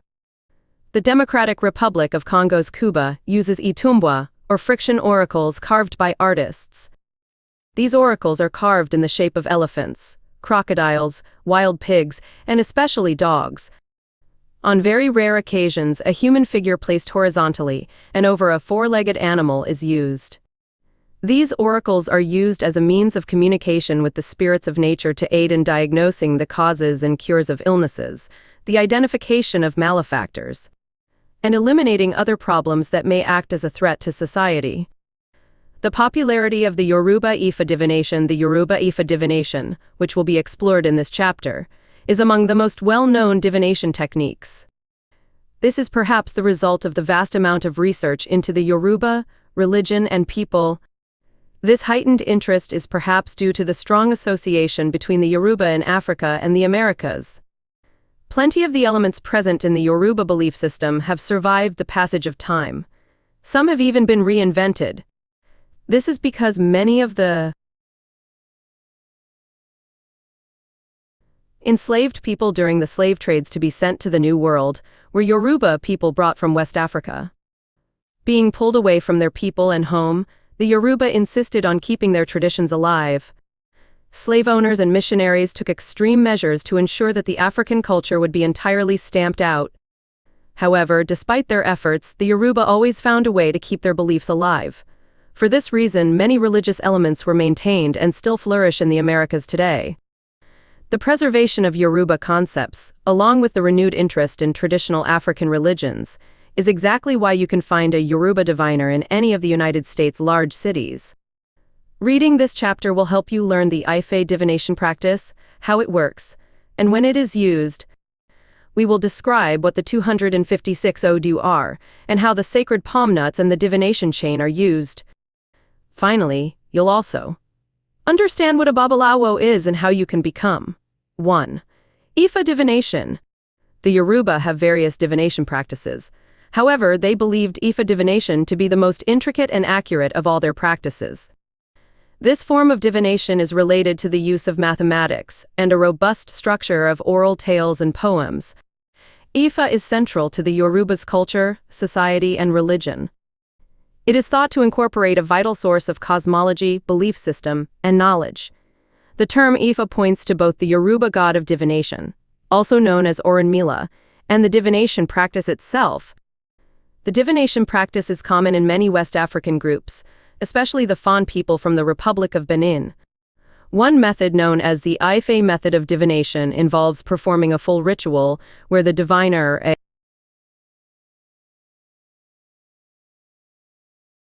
priest, the client, and the Yoruba people's cosmological and social order have to interact.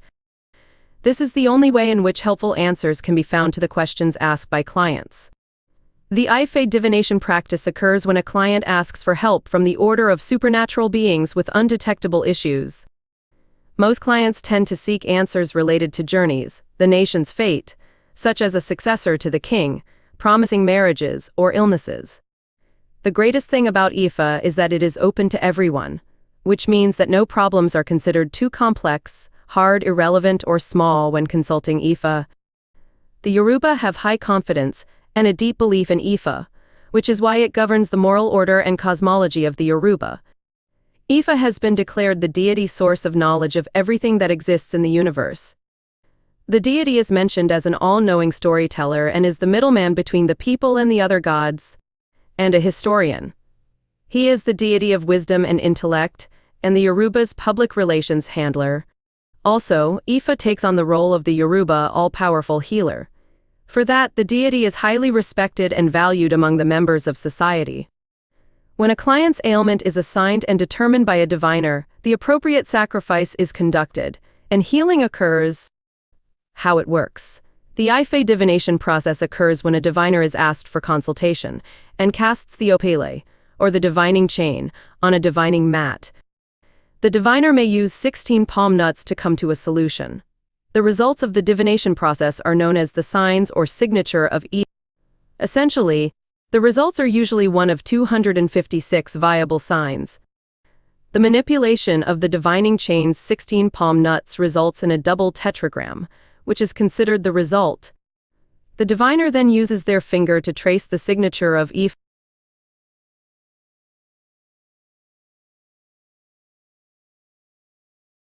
The diviner is also supposed to sprinkle ayerosun, a yellow divining powder, over the opan Ifa or divining tray's surface, making the signs clearer. The diviner announces the results, and he chants. This process is also supposed to invoke the signature of the Ifa deity, who delivers a message that the diviner should recite. The diviner should then clarify the message to their client and assign them the sacrifices they should conduct. The 256 Odu. As you may recall, the Yoruba religion is founded upon scriptures of oral literature. These scriptures are known as the Ife corpus or the Odu Ifa.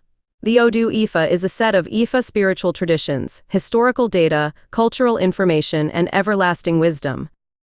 This blend of knowledge has been put together through the centuries by using divination, interactions with the universe, and physical experiences and events. Diviners continue to enrich their knowledge and life journey by referring to this source of infinite wisdom. Many followers refer to the Odu Ifa as the blueprint of life.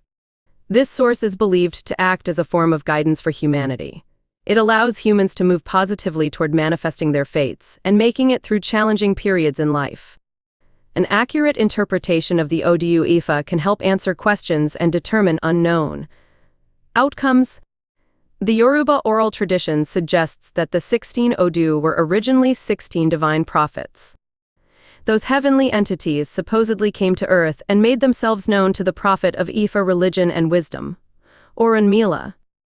According to another oral tradition, Orula and Odudwa had 16 children together, considered symbols of the 16 vital Odu. These Odu Ifa signs are the basis of Ifa tradition and are where the other 240 Ifa signs come from. The centuries' worth of wisdom and knowledge regarding spiritual enlightenment, moral philosophies, ethics, life experiences, sacrifices, rituals, etc., are represented by the Odu. This information is presented in the form of Isese, meaning verse. Each Odu integrates information with two sides, the good and the bad.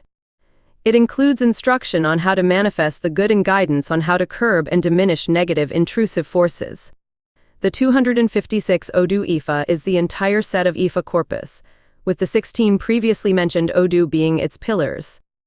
The basis of the Ife religion is made up of 256 Odu in total. A practitioner must serve an intensive and rigorous apprenticeship to give an accurate reading. This process can take 15 to 30 years, and sometimes even more. This is because the diviners must memorize the entire collection of the Ifa verses. Becoming a Babalawo.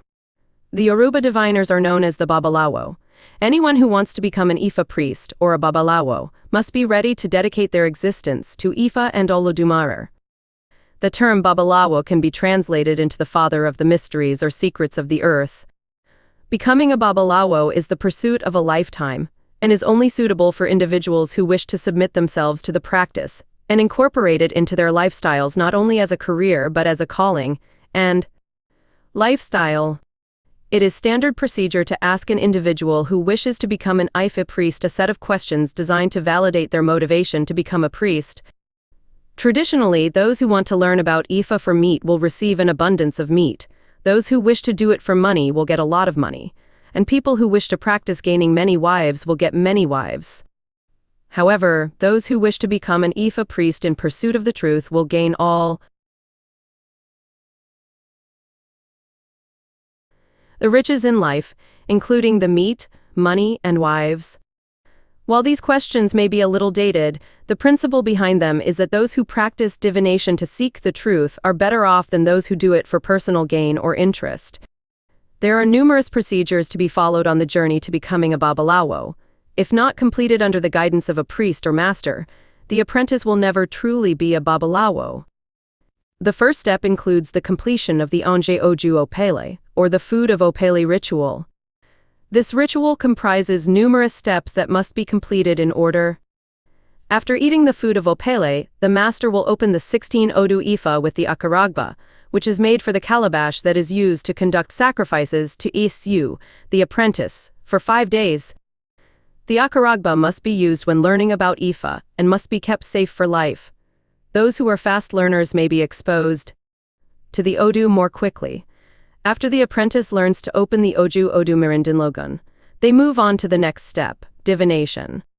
This is followed by learning how to receive answers to yes and no questions. In this step, the student learns about an ODU that helps with divination. Afterward, they learn how to make an IBO, characterized by aspects of good and bad. The master will teach the apprentice the elements of each and the differences between male and female readings. Then, the student will start learning about the Odu Ifa. They must memorize them too. This process may take a very long time, depending on the apprentice's memory. After a while, the student will progress to learning how to make sacrifices and feed all the Orisha.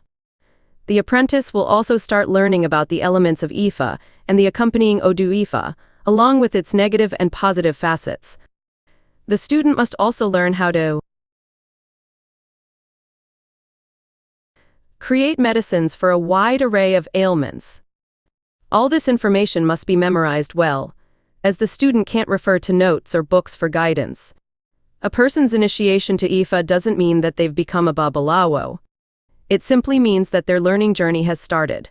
From the moment we were created, we have always used a wide array of methods in hopes of making sense of the world around us. Think of the I Ching of China, the tarot cards of Europe, and even the spider divination techniques of the Incans. African divination is no different from any of the others. It uses random objects and techniques to forge a connection with the spiritual realm and identify the causes and solutions to problems. Practitioners of divination are mentored by specialists and undergo training to become masters. Clients visit diviners who live elsewhere. This is because local diviners can use information that they heard about the client's work or family situations to connect the dots and give a reading. Meanwhile, visiting a stranger would force the diviner to rely solely on their methods of connecting with the spiritual realm.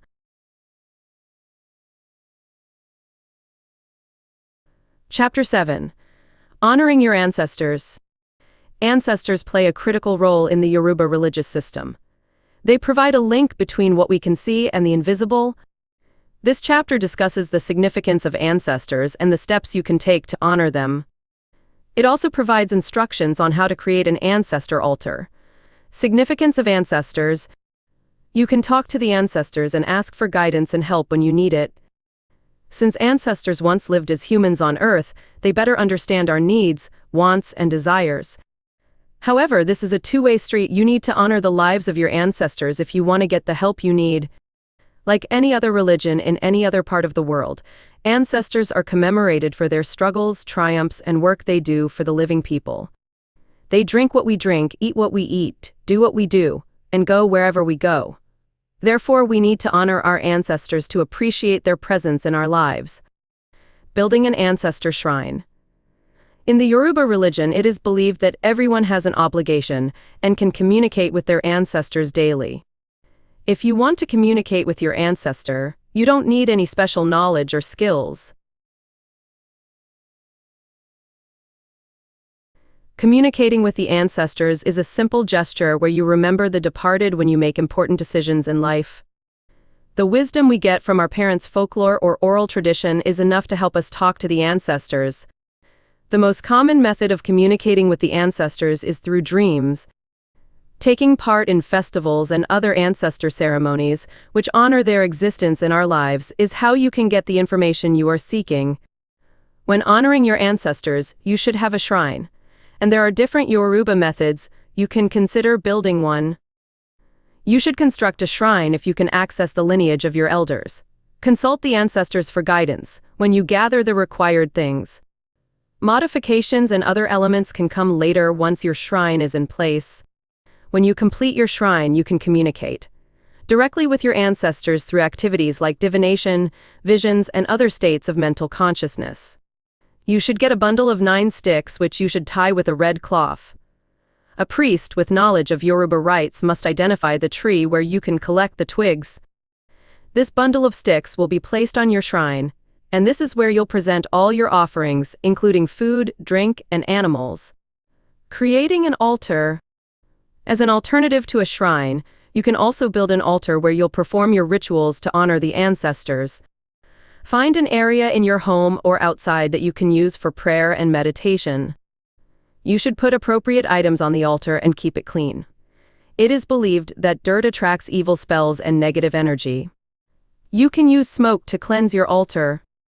It is common in Yoruba tradition to find weeds with an aromatic scent and place them in a clay pot.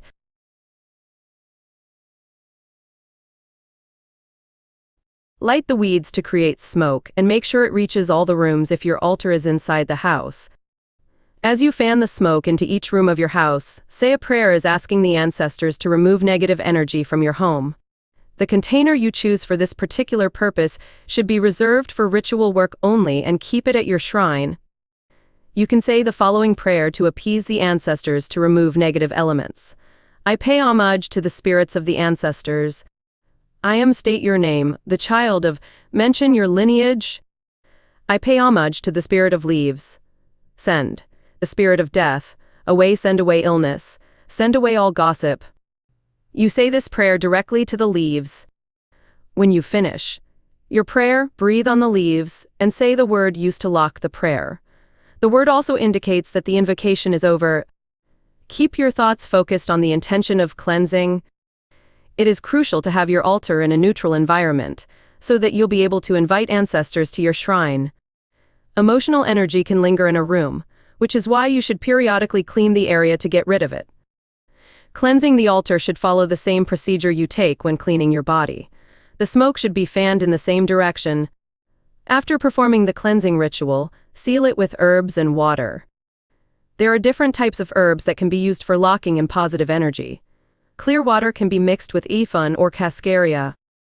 Efun is a white substance made from fossilized seashells. You can add cologne or other special types of fragrance to the water. Ideally, a scent you wear periodically. Put some fluids obtained from your body, like saliva or urine, into the water. This is an act of adding your presence to the seal. This will be a statement to the spirit realm to mark your invitation to your ancestors to enter. You can use a traditional Ifa prayer to enhance the power of the water. Additionally, You need to say an enhancement prayer, so you can include any other things you want. The following prayer will provide an ancestral invitation. I pay homage to the spirit of water. I am your child. Bring me the good fortune of peace, the fortune of a stable home, good fortune to my children, the good fortune of an abundance, the good fortune of long life, the good fortune of an ancestor shrine, the good fortune of the blessing brought by my higher self from the realm of the ancestors. Say this prayer to the water. When you finish, sprinkle the water in all the places that the smoke has cleansed. When you are working on the sacred space, you should apply your conscious mind in everything you do. It is vital to welcome the ancestors to the altar as part of honoring them. You also need to exclude ancestors who displayed violent or addictive behavior. The presence of such ancestors at your shrine can introduce similar influences, which will be a curse on your family. You need to identify the problems you don't want at your shrine. Once you identify the spirits who are welcome, you can start communicating with them directly to honor them. As your skills of communicating with the spirits develop, you can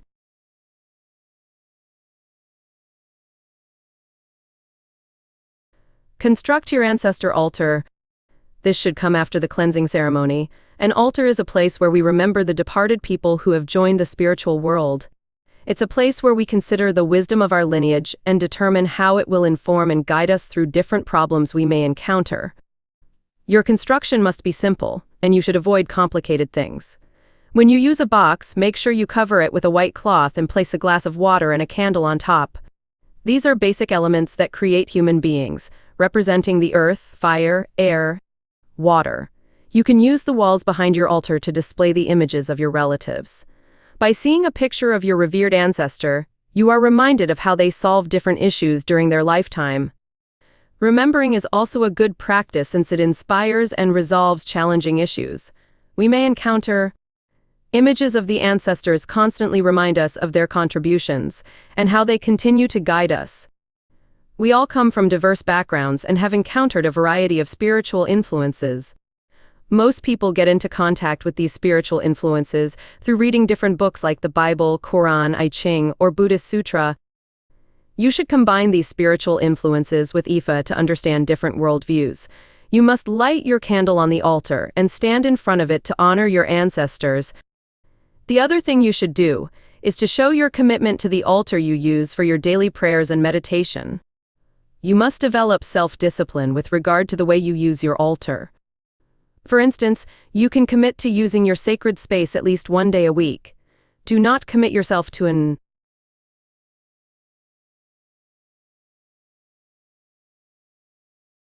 agreement you cannot honor, since this can cause distrust among your ancestors.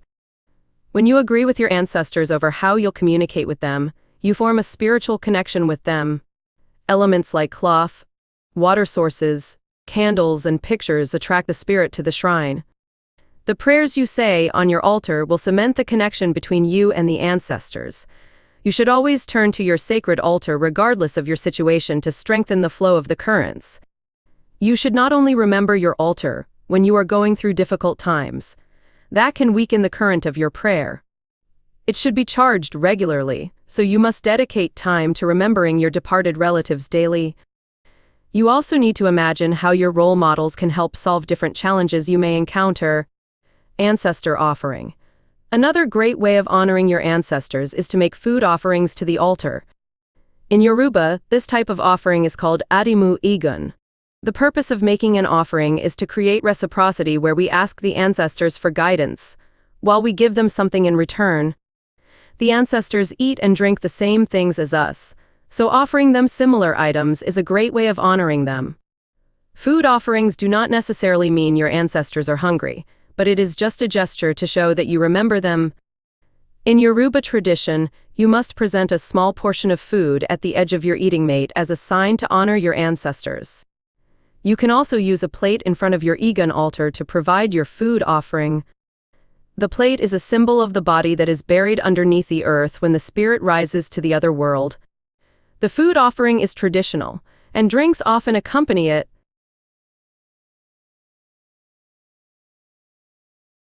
Traditional alcoholic beverages are often used in African traditions as part of the honoring exercise. Alternatively, you can also place a cup of coffee or tea on the altar to accompany your food offering in the plate. You can also use flowers as direct offerings to the ancestors. You place them on the altar, and some people can also use cigars to honor their ancestors. The smoke is used to cleanse the place. Once you establish a communication link with the ancestors, they will tell you the things they want as offerings. Try to follow the instructions provided by the ancestors for guidance. Express gratitude and thank the ancestors when you finish presenting your offering. You should feed your ancestors regularly to honor them for everything they do for you. This can go a long way in helping keep the ancestors close to your altar. In Africa, most people provide an offering of food before they drink anything. When you live in a foreign country, you must make a weekly offering. If you maintain a schedule, you'll not need to feed your ancestors regularly. When you are not initiated, your ancestor shrine will provide an alternative system you can use for divination. These divination practices are based on Odu Ifa. The divination is usually directed at a particular spirit, and the spirit will bring messages from different sources. However, invocations meant to open divination are directed at a specific Orisa or Egun. The ancestors form an integral part of our lives since they are ever present in whatever we do. They eat and drink the same things, just like human beings. The ancestors provide us wisdom and guidance in different things we may need to achieve. However, to get what we want from our ancestors, we need to honor them to express our gratitude for their good work. We have discussed different methods. We can consider honoring our ancestors. You need a shrine to perform any ritual directed to your ancestors, and you must decorate your sacred place with the right items. More importantly, there are certain prayers you should recite when you present an offering to your ancestors. Close each session with appropriate words to thank them. Chapter 8: Yoruba Worship. Calendar and Holy Days. Just like the Yoruba people have their own language, they have their own calendar and holy days as well. The Yoruba calendar is called KJD, which means may the day be clearly foreseen. Their year begins on June the 3rd of the Gregorian calendar and ends on June the 2nd of the next year. The year 2022 is the 1064th Yoruba year.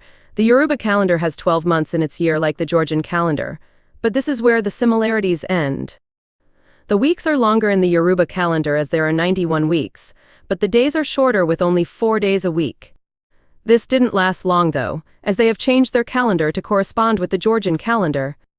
Now there are 4 weeks a month and each week is 7 days.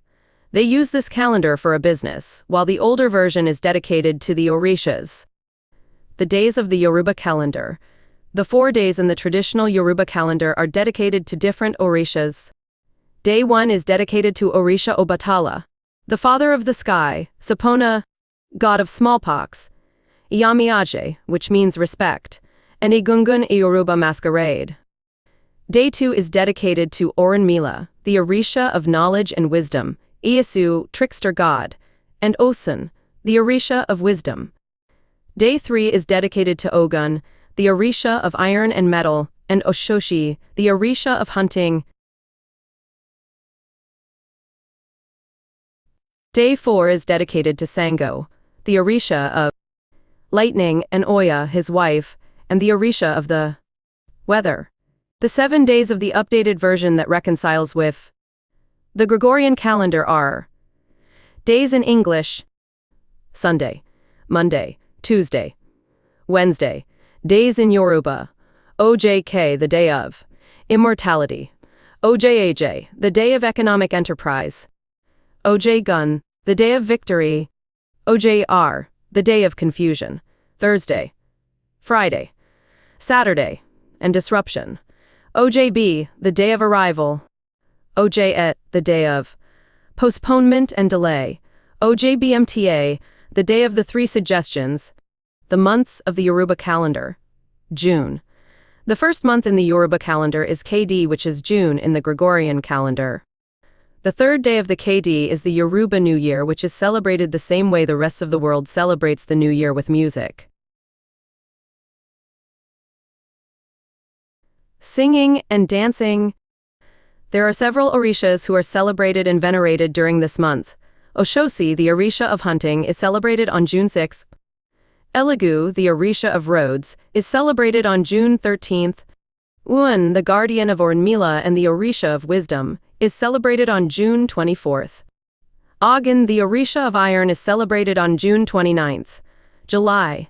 The second month in the Yoruba calendar is Agemo. There are 3 Orishas who are celebrated in Agemo. Age Sol, the Orisha of volcanoes, is celebrated on July 25th. Oak, the Orisha of the mountains, is celebrated on July 25th. Nana Baruku, the supreme goddess, is celebrated on July 26th, August. The third month is named after the Orisha of iron, Ogun. There are 2 festivals that are usually celebrated this month: the Osun Osogbo and the Sango Festival. The Osun Osogbo Festival takes place in Osun State in Nigeria every year. The festival celebrates Osun, the river Orisha, and it lasts for 2 weeks. Since 2005, the celebrations have taken place at a sacred forest that has the same name as the festival. The people of the town of Osogbo consider August to be the time when they can reunite with the culture of their ancestors, cleanse their city, and celebrate.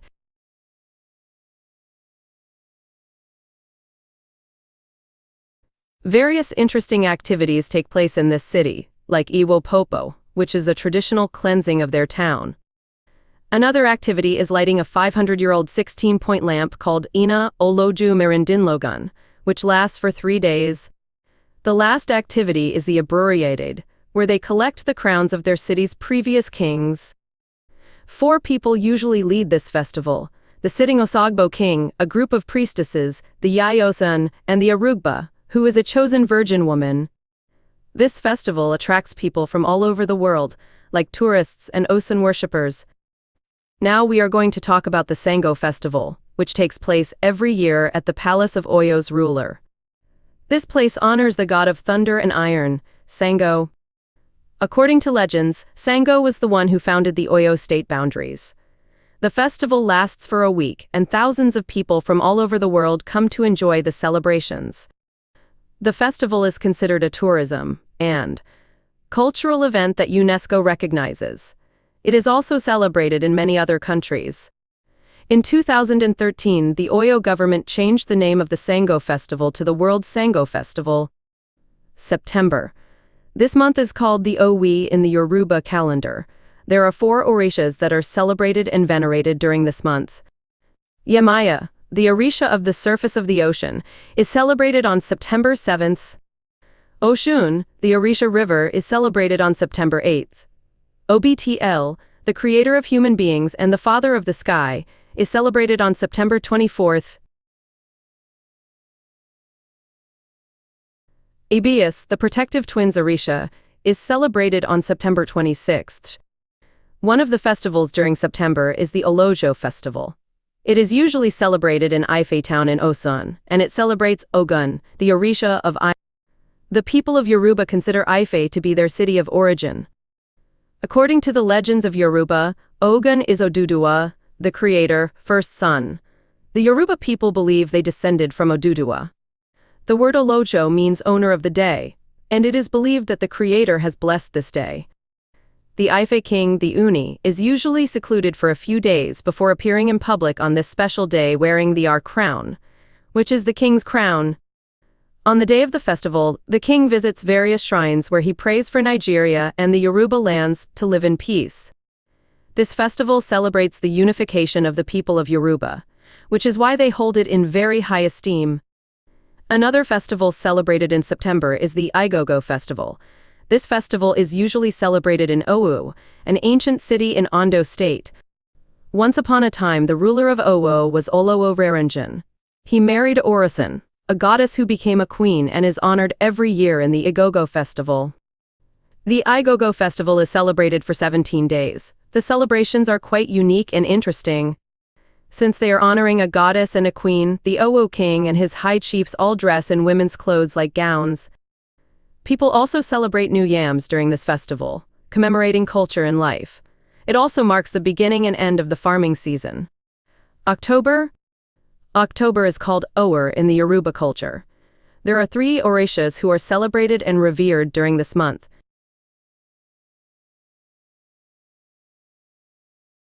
Orla, the protector of divination, is celebrated on October 4th. Oya, the mistress of the rainbow, is celebrated on October 15th. Inle, the god of health, is celebrated on October 24th. November. This month is called Biul. There aren't any Yoruba celebrations or festivals that take place in November. December. December is called P. There are 2 Orishas celebrated and venerated during this month. Shango, the Orisha of lighting, is celebrated on December 4th. Babal Ai, the healing Orisha, is celebrated on December 17th. January. The first month in the Gregorian calendar is called R. In the Yoruba language, there are 2 Orishas celebrated during this month. Elegu, the Orisha of roads, is celebrated on January 6th. Osane, the Orisha of nature, is celebrated on January 17th. February. This month is called RL in the Yoruba calendar, and there is only one Orisha celebrated during this month. Oya, the Orisha of the weather, is celebrated on February 2nd. The Ayo festival is the only one celebrated in February, and is one of the most popular festivals in the Yoruba culture. It takes place every year in Lagos State. During the celebrations, costumed dancers called Ayo to come out to perform. Ayo means the tall Ayo masquerades, and an interesting fact about this celebration is that these masquerades only allow tall people to participate. There are certain rules to this festival. For instance, no one is allowed to wear any footwear, and a popular Yoruban hairstyle known as suku is prohibited. However, the festival had a very different beginning. It was held to bid farewell to a departed Lagos king and welcome a new one. There aren't as many followers of the Yoruba religions as there used to be because many followers have converted to Christianity or Islam. However, the Ayo festival is more popular than ever and is considered a huge tourist attraction. One of the reasons behind Ayo's popularity is the masquerade dancers that attract tourists worldwide. It is no wonder why the Lagos government holds this festival in very high regard. Since it attracts tourists from all over the world, this festival helps boost the state's economy, and small businesses benefit so much from it as well. March. March is called Urn in the Yoruba language. There aren't any Orisha celebrations or Yoruba festivals during this month. April. April is called the GB, and only one Orisha is venerated in this month. Yewa, the Orisha of virginity, is celebrated on April 27th. There is only one festival celebrated in April, the Lagos Black Heritage Festival. It is one of the biggest and most important festivals, and it takes place in Lagos State. It is an annual colorful folk festival.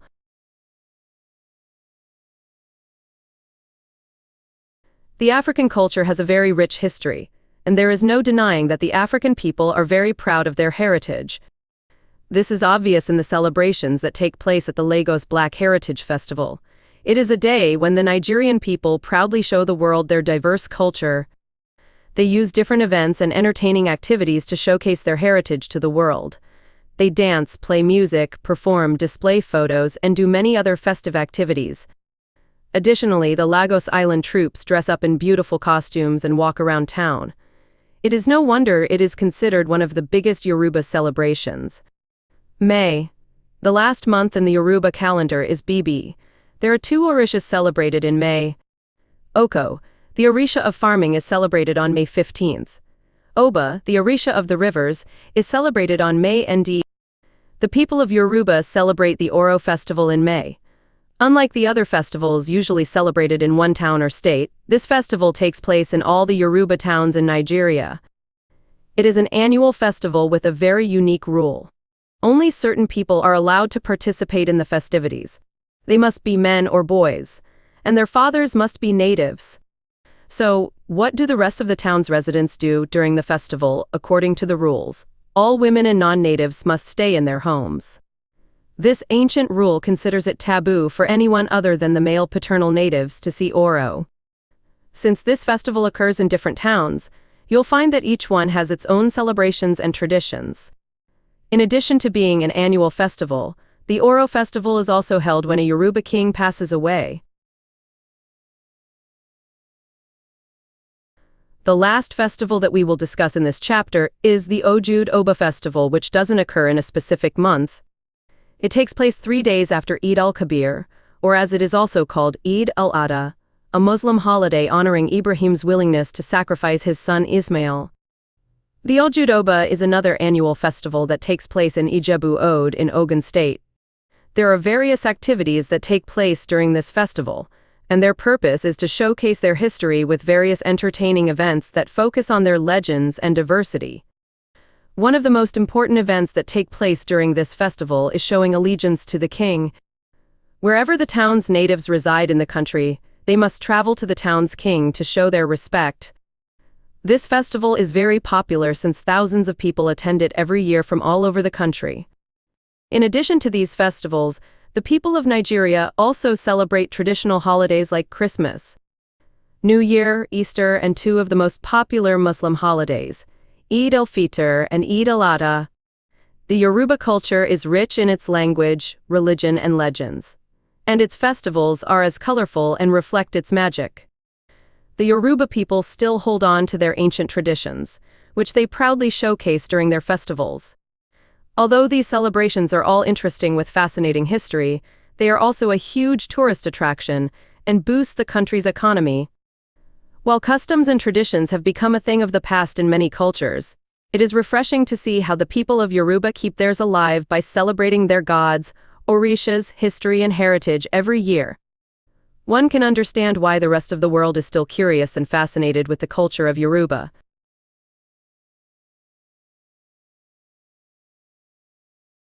Chapter 9: Yoruba Spells, Rituals, and Baths. As the title implies, this chapter contains several simple Yoruba spells, rituals, and baths suitable for beginner Yoruba practitioners. They can offer you protection, guidance, prosperity, and much more. Not only that, but most of them can also be altered to suit anyone's individual needs and preferences or invoke a different Orisha if needed. Feel free to use them as they are or add your own spin on them by centering them more on your own specific beliefs. Canned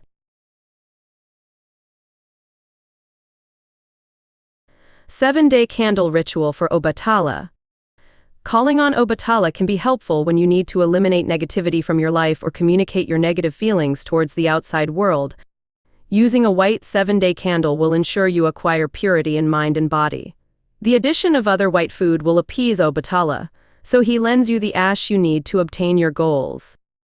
You'll need a piece of white cotton yarn, cascarilla, fresh or dry, yams, coconut shavings, milk, rice, a white 7-day candle, a representation of Obatala. Instructions. 1. Organize your altar or sacred space by clearing up anything you won't need for this ritual. 2. Place the white candle and a symbol representing Obatala on your altar. 3. Prepare the white food, rice, milk, coconut, yams all in separate bowls and place those on the altar as well. 4. If you are using fresh or whole dried cascarilla, tie the plant in a bunch with a piece of white cotton yarn. 5. If you are using chopped dry leaves, spread them around the candle and tie the yarn around the bottom of the candle. 6. When you are ready, light the candle, close your eyes, and prepare to call on Obatala. Then, recite the following spell. O great Obatala, please lend me your power, send me patience and knowledge. May I be strong and wise, so I can pursue my passions. Help me stay fair and caring, to treat others with great integrity. While traditionally, the candle was intended to be left burning 7 days and nights, this is not recommended primarily due to safety concerns. And even if you had a way to keep the candle safe at all times, the spell works only if you keep your mind focused on it.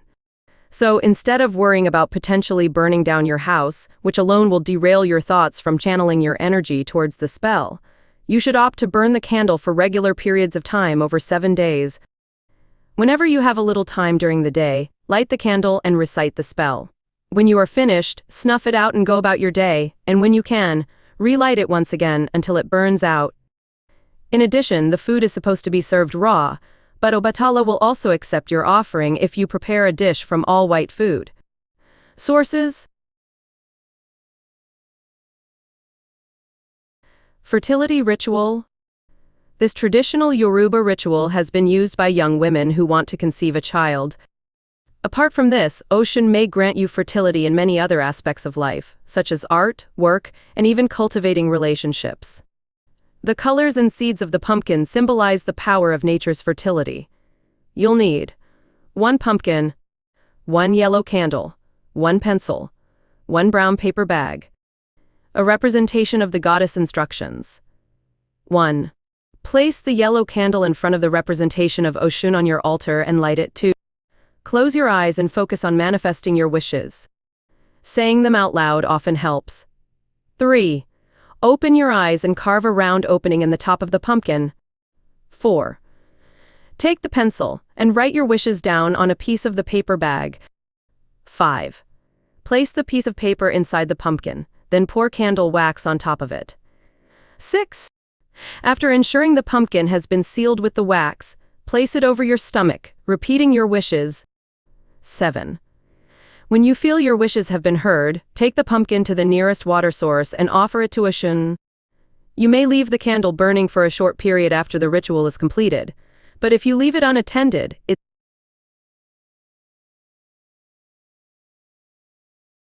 best to snuff it out. You can relight the candle anytime you want to during the next 5 days. A prosperity offering. There are several Orishas associated with prosperity. You can choose to invoke the one whose ash you need the most according to the area of life you want to prosper in. For example, Oshun may grant you spiritual wealth while Olokun will provide material prosperity. You'll need 5 oranges, 1 yellow candelione white plate, cinnamon, honey, a representation of an Orisha. Instruction zone. Place the yellow candle in front of the representation of the Orisha on your altar and light it. 2. Recite your wish out loud to make sure Orisha can hear you. 3. Put the oranges on a white plate and drizzle them with honey. 4. Sprinkle some cinnamon on top of the oranges as well. 5. Leave the oranges and the topping in front of the Orisha beside the candle for 5 days. 6. When the 5 days are up, you may throw or put away the candle and dispose of the offering. 2. As with the previous ritual, the candle shouldn't be continuously burning for 5 days. Feel free to blow it out anytime you leave it, and light it again when you can supervise it once again. Make sure to use fresh oranges that can stay safely at room temperature until the ritual is completed.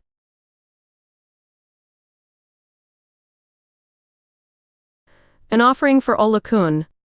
Offerings are typically made to Olokun around the time of the traditional harvest celebrations. However, they can also be made on any other occasional date throughout the year for different purposes.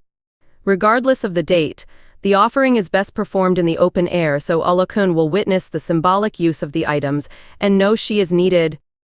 You can incorporate this prayer into your regular practice, and you'll be blessed with Olokun's protection and guidance.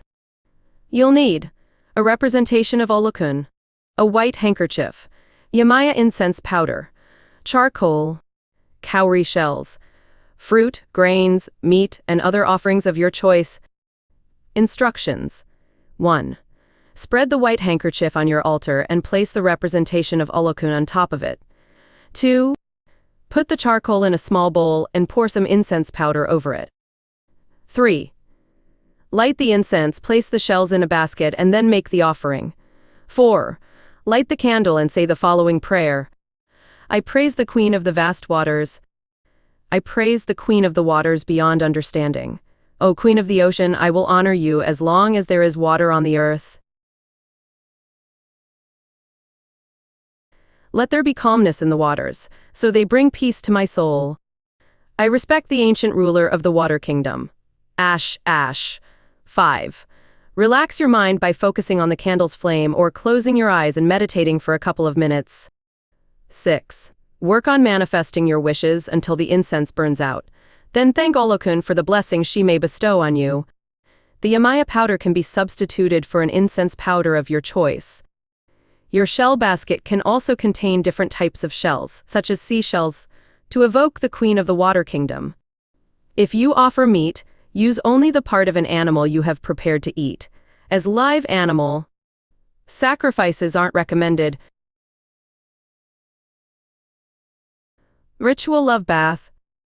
While Oshun is the female Orisha typically associated with love, others can help you make your wishes come true in matters of the heart. The white candle will ensure you see clearly, so you don't miss the person intended for you. The use of your favorite perfume will allow the initial attraction to happen.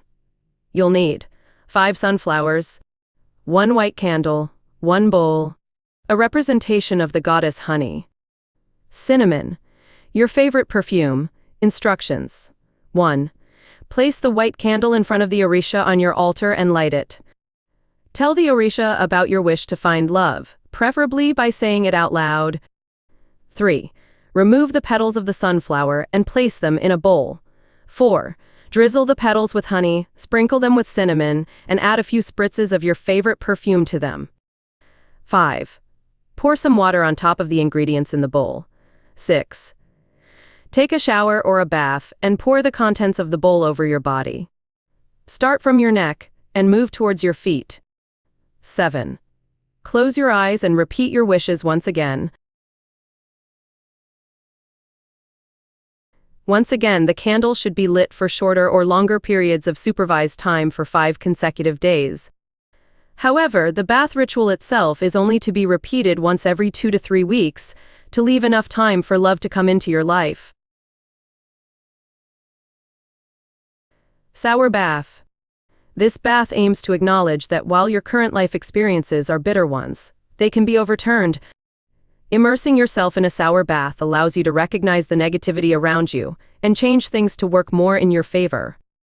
The bitter herbs help with seeing that you aren't the only one with negative experiences. The 7 drops of ammonia represent the 7 evil forces in Yoruba cultures. You'll need a pair of tea light candles, flowers with red or purple petals, fresh or dried bitter herbs such as yarrow, stinging nettle, horehound, dandelion, and wormwood. A half cup of vinegar, white, red, or apple cider. 7 drops of ammonia. An empty cup. Instructions. 1. Around sunset, fill up your bathtub with hot water. Make sure to adjust the temperature to your usual preferences. 2. While the bathtub fills, place the tea light candles around its rim and light them. 3. When the tub has been filled to the desired level, turn off all the electric lights in the bathroom. 4. Toss all the ingredients into the water, then enter the tub between 2 candles placed opposite each other. 5. Immerse yourself in the water, inhale the bitter scent of the herbs, and focus on the aspects of your life you want to change. 6. You may also pray to the Orishas you use as a guide and ask for their assistance in resolving your problems. 7. Occasionally, you should immerse yourself completely in the water. The aim is to spend a total of 7 minutes with your head underwater during the course of the bath. 8. Once you feel the water has begun to cool off, you should exit the tub through the gap between the same candle you have entered. 9. Start draining the water, but before it disappears, scoop some of it into the cup along with the ingredients. 10. Don't towel dry unless it's absolutely necessary. Let yourself dry naturally instead, so the effect of the herbs can soak into your skin. 11. Once you are dry, put on some dark clothes and take the cup with the bathwater outside. 12. Stand facing west and hold the cup over your head while saying, "Supreme God who knows and sees all, I have given the Orisha their due. I now declare their hold on me strong. As I cast this water where it's needed, so do I cast out all my problems from my head and life." Ash, ash. 13. Toss out the water from the cup, head back indoors, and spend some time recouping your strength. 14. Make sure you drink lots of room temperature water so you can replenish the fluids you have lost while soaking in hot water. This bath should be taken once a week, and it's even easier to incorporate into your regular beauty and healthcare practice than the previous one. Once again, if you want to avoid clogging up your drain while taking this bath, place the herbs into tea bags or organza bags. After your bath, you can spend the time with your normal healthcare regime, applying shea butter or other natural moisturizing agents, journaling, or meditating. You may also add prayers of gratitude to the Orishas or a deity of your choice. To maximize the ritual's therapeutic effects and ensure a restful sleep, avoid watching TV or using other electronic devices after your bath.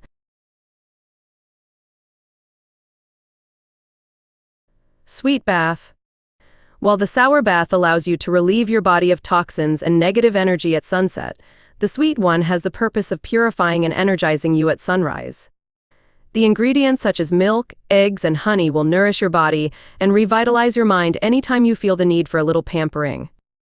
You'll need a pair of tea light candles, flowers with all white petals such as lilies, roses, daisies, or white chrysanthemums, 5 different fresh or dried healing herbs such as rue, allspice, comfrey, angelica, and hyssop, a small bottle or jar of honey, 3 cups of milk, powdered cinnamon, powdered nutmeg and whole nutmegs, 1 raw egg, your favorite perfume, an empty cup, cocoa butter or shea butter.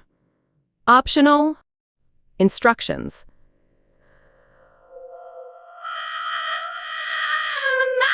Nice! Fill up your bathtub with hot water. Make sure to adjust the temperature to your usual preferences. 2. While the bathtub fills, place the tea light candles around its rim and light them. 3. When the tub has been filled to the desired level, turn off all the electric lights in the bathroom. 4. Crack the egg and toss it in the water. Don't worry if it starts to cook a little bit. 5. Throw on the flowers, herbs, cinnamon, and nutmeg, then follow it with the milk and the honey. 6. Finally, add a few drops of your favorite cologne to the water. Then enter it through the gap between 2 candles as instructed in the previous ritual. 7. Immersing yourself in the water and inhaling the sweet scent of the ingredients, focus on the good things that are already in your life. Think about good experiences that way for you on that day and be open to them. 8. You may also express your gratitude to the Orishas for the blessing you may receive on that day. 9. Make sure to immerse yourself fully for a total of final times during your bath. 10. Once you feel the water has begun to cool off, you should exit the tub through the gap between the same candle you have entered. 11. Start draining the water, but before it disappears, scoop some of it into the cup along with the ingredients. 12. Don't towel dry unless it's absolutely necessary. Let yourself dry naturally instead so the effect of the herbs can soak into your skin. 13. Once you are dry, put on some light-colored clothes and take the cup with the bathwater outside. 14. Stand facing east and hold the cup over your head while saying, Supreme God who knows and sees all, I welcome with open arms all the beautiful things in life that are waiting for me on my journey. As I cast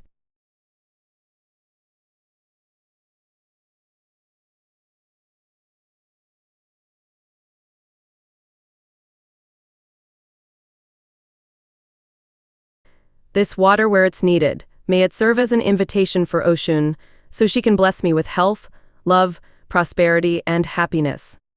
Ash, 15. Toss out the water, head back inside, and get ready to welcome the blessings you've invoked. This bath should be taken once a week, like the previous one, incorporated into your regular beauty and health care. Practice. Once again, if you want to avoid clogging up your drain while taking this bath, place the herbs into tea bags or organza bags.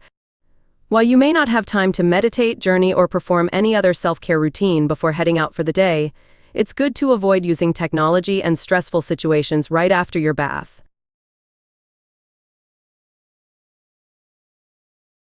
Chapter 10. How Yoruba influenced Santeria and others. The Yoruba religion has significantly impacted the New World African diaspora, and it has led to the emergence of belief systems in countries such as Cuba, Santo Lucum, Palau, and Brazil, Umbanda, Candomblé. It also connects with other less-known religions like Haiti, Vodou, and New Orleans, Voodoo. This chapter explains how Yoruba religion has managed to influence these African diaspora religions. It also provides details about the similarities and differences between Yoruba and other religions. Inli Abat.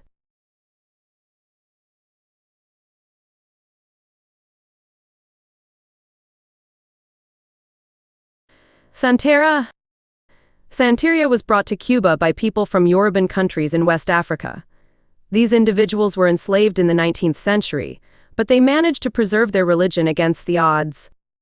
Santeria is a Spanish name that means the way of the saints and is also known as La Regla de Ocha, meaning the order of the Orishas. La religion Lukumi refers to the Odu of Lukumi, and is the most popular name. Associated with religious traditions with origins from Africa, and later developed in Cuba, and spread to Latin America and the United States. Santeria is mainly concerned about developing relationships through divination, initiation, sacrifice and mediumship between the practitioners of the tradition and Orisha deities. The main role of deities is to provide wisdom, success, guidance, and protection to the practitioners of the religion during difficult times. A trained priest in the Ife oracle interprets and provides answers to the questions asked by the devotees. Offerings are presented during ceremonial exchanges, and this practice has since spread to Cuba and other Latin American countries. Cuba is one of the few countries that received the greatest number of enslaved people from diverse African groups. During the slave trade, more than 700 people were enslaved from Western Africa, and their final destination was Cuba. Due to the size of the African slaves, their religion of Yoruba continued to thrive even when the slave trade was abolished. The deities with Yoruba origins from Nigeria, Benin, and Togo are called Orisha or Orishas in Spanish. In Cuba and Haiti, the West African deities were paired with Roman Catholic saints, and the religious practice became known as Santeria, referring to the way of the saints. Many people are turning against this word since it undermines their religion and the legacy they inherited from their ancestors. Others within the Afro-Caribbean tradition refer to it as La Regla de Lukumi, or the Order of Lukumi. Lukumi refers to my friend, and it comes from the Yoruba greeting. Following the outbreak of the Cuban Revolution in the 20th century, more than 1 million Cubans migrated to other cities in the United States. Most people with Yoruban roots moved to Miami and New York, and they later spread their religion to other places. The religion also spread to other cultures like Latinos, African Americans, and even the whites. Many people consulted Orishas in the U.S. The Cuban immigrants brought Ocha to the U.S. characterized by selling herbs, religious articles, images of the tradition, and candles. While there is no visible public infrastructure, it is believed that between 250,000 and 1 million people practice this new religion brought by the diasporas in their home temples. The Orisha tradition has received recognition in different parts of the United States. For example, in 1993, the U.S. Supreme Court allowed the Orisha devotees to use animal sacrifices as part of their rites in the case of Church of the Lukumi Babalu IV City of Hialeah. Orisha tradition is also portrayed through music, paintings, art, literature, and sculpting. It is likely to continue growing to become a renowned religion across the globe. Candomblé. Candomblé, like other Afro-Caribbean religions, was brought to Brazil by African slaves between 1549 and 1888.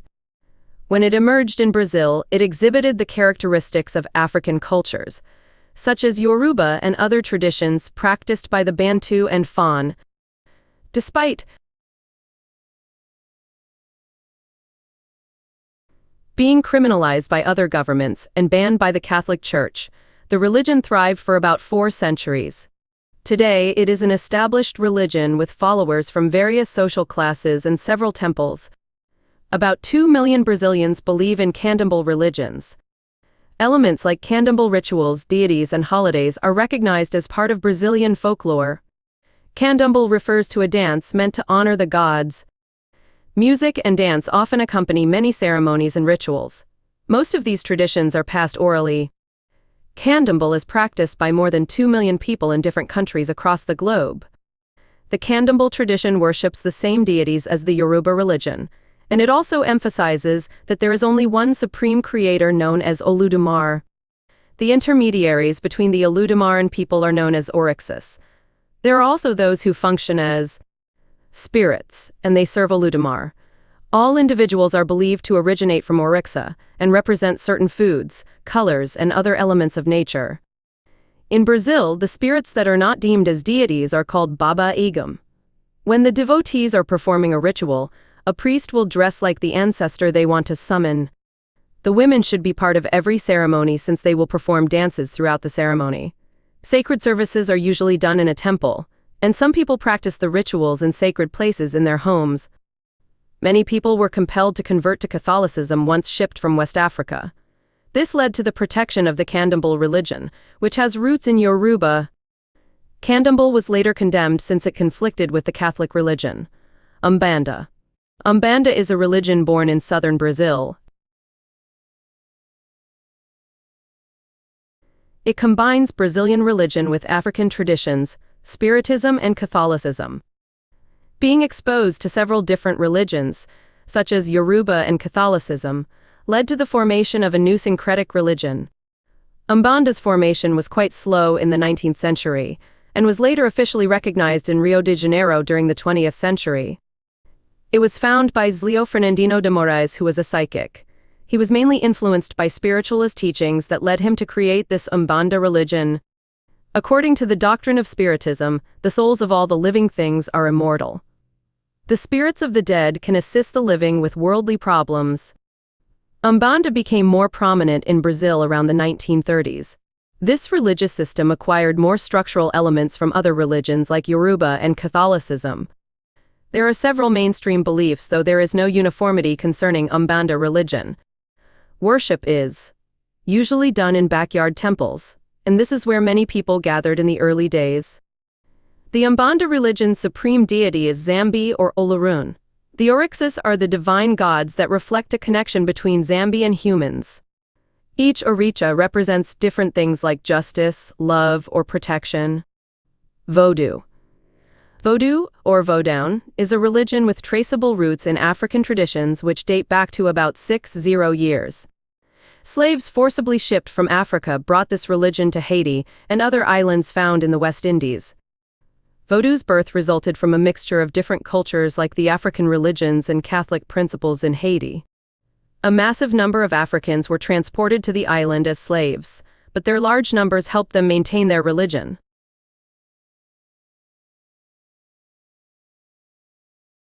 Just like the Yoruba cosmology, Vodou's origins also speak of one supreme god known as the Bondi. The believers of this god are convinced that he is the one who created the universe and is also responsible for overseeing human life. Some intermediaries act between this god and the devotees. These can be ancestors or IWA who are equivalent to Orishas. The IWA can be divided into two categories based on the African religion, and the following are the most significant. Rada Iwa, these are benevolent, wise and helpful spirits gifted with perfume and candy. And they have their origins in Nigeria. Petwa Iwa, these spirits are malevolent and aggressive, and they are gifted with rum, gunpowder and firecrackers. They have Congo origins. Since the Vodou combines various ethnic traits and religious traditions, IWA was also combined with a Catholic saint, and included the following associations. Dambala St. Patrick was perceived as a grandfather figure, and also associated with snakes. Ogu St. George, a warrior deity who presided over politics, war, and fire. Baron Samedi, this was the IWA for the dead, resurrection, and sex. He is known for debauchery and obscenity. Papa Legba St. Peter, the deity is known for being deceptive and persuasive. Ursuli d'Antur was later known as the mother of all Haitians and a protector of children. The Vodou religion and Haitian Revolution between 1791 and 1804, the enslaved Africans began to challenge the white plantation owners in Haiti. The slaves were also reorganizing themselves, and the following are some of the things that occurred. There were about 250 slaves from Africa in the colony. Only 25 white settlers ruled the slaves. Boukman and Mandel, two prominent Vodou priests and slaves, became the face of the early revolution. Vodou was not recorded in text, therefore masters could not determine what was being planned. Religion was used as a group conscience. Vodou ceremonies such as sacrifices were performed, and it was believed that religion played a role in the ensuing victory. The French were overthrown in 1804, allowing Haiti to become the first colony ruled by slaves. Haiti was economically isolated to avoid more revolts, and the Catholic clergy fled and resurfaced around 196, which led to the mixture of the Vodou religion and Catholic motifs without controversy. The presence of Catholicism in Haiti led to the persecution of Vodou followers. They were believed to use superstition and other satanic rituals, such as cannibalism. All the persecutions were carried out under the 1896 anti-superstition campaign. While the persecution later ceased, Vodou is still seen as a sign of backward digression in other parts of the world. Vodou rituals and practices. Vodou rituals are performed in the temple, also known as an aunfo. People will draw vivs on the temple walls, and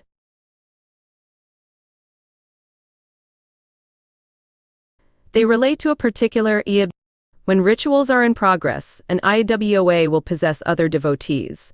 The IWA should be of the opposite sex. Trances can last several hours, and the affected person will not remember anything after coming out of the trance. Vodou practitioners are called Vodouissants, and the priests are known as Mambos and Aungans. They assisted people through divination in different problems. Vodou culture is associated with negative perceptions, like reanimating the dead into zombies. However, this has not been proved anywhere. After the Haitian Revolution, many refugees from the colony migrated to the United States of America to find a new life for themselves. In doing so, they carried their cultural and religious traditions. Vodou and other American religions have been blended, and the Vodou culture is practiced in different areas in the U.S., such as New Orleans. The increased number of black refugees traveling to the U.S. in the 19th century led to an increase in the Vodou belief system in Louisiana and other southern states. Afro-Caribbean and Vodou now include other components of Christianity and American religion. Christian ministers around New Orleans now include some of the Vodou traditions in their sermons, since this religion is becoming popular. The leaders of this religion, also known as Voodoo kings and queens, were renowned as political figures. For example, Dr. John, known as Bayou John, is still a famous Voodoo king of New Orleans today. After being born in Senegal, John Bayou was taken to Cuba as a slave. He settled in New Orleans and was an active member of the Vodou community. His popularity grew since he was reputable for healing and fortune-telling. Another popular figure is Marie Laveau, who became a legend in Voodoo culture in New Orleans. Dr. John was Marie Laveau's mentor.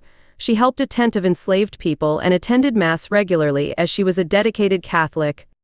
Vodou religion continues to evolve in the U.S., since many people with African origins still believe in their culture.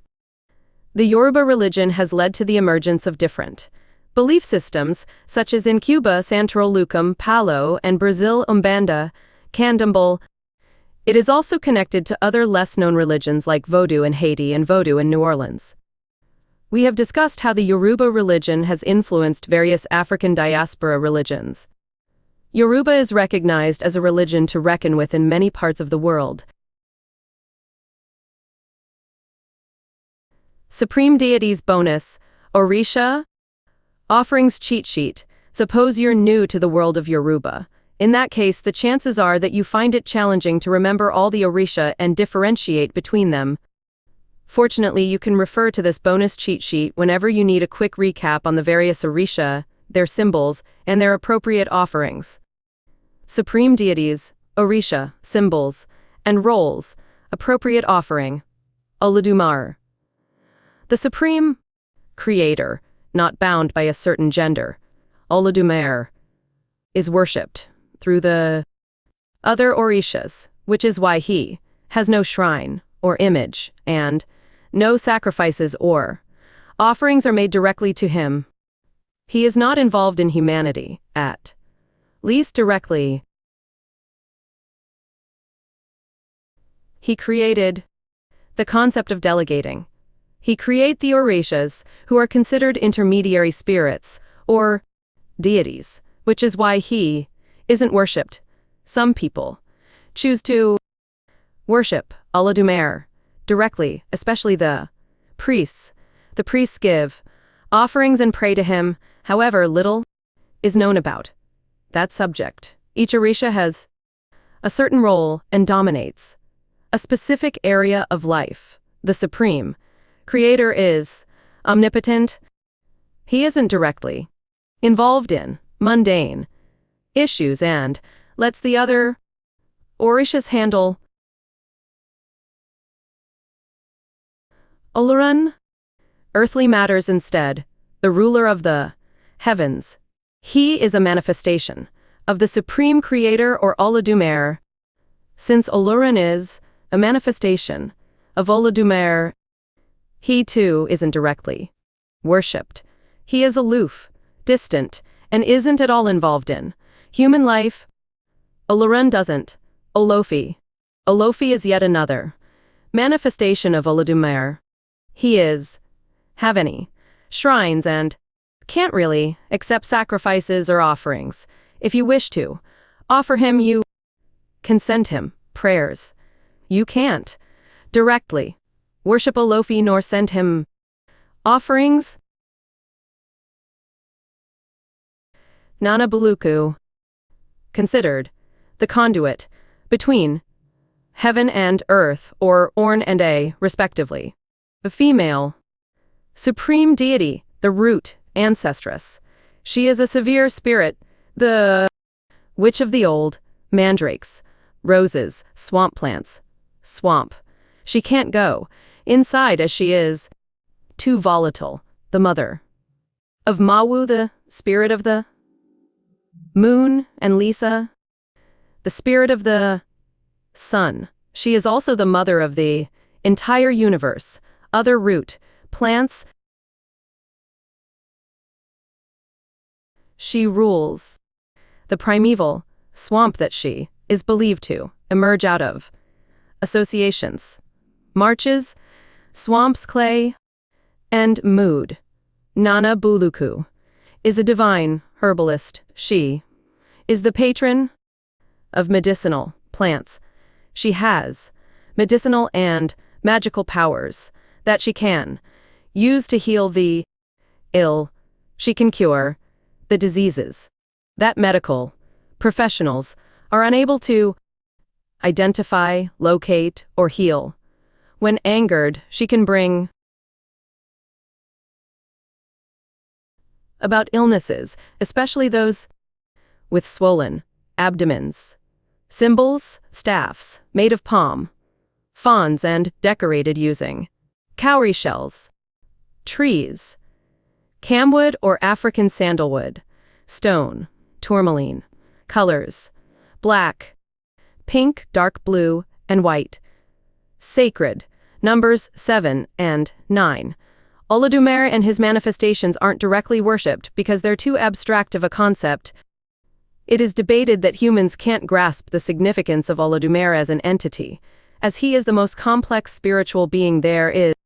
According to the Yoruba religion, Olodumare, Olorun, and Olofi are incredibly immense beings that are way too immense for the human mind to comprehend. This is why the supreme deity is better broken down into multiple entities that can each exert dominion over particular aspects of life. Female Orishas, Orisha symbols and roles. Aja. Aja is also known as the wild wind, appropriate offering. Aja is a minor Yoruba deity, which is why isn't much information on how to honor her or what to use as an offering to her.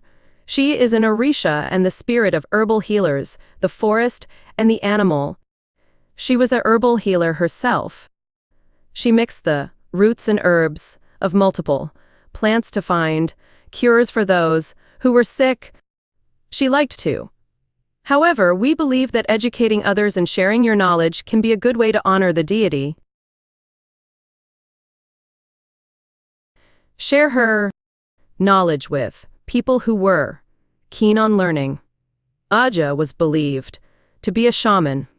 In training, it is said that those who received the education of Aja came back as a babalawo.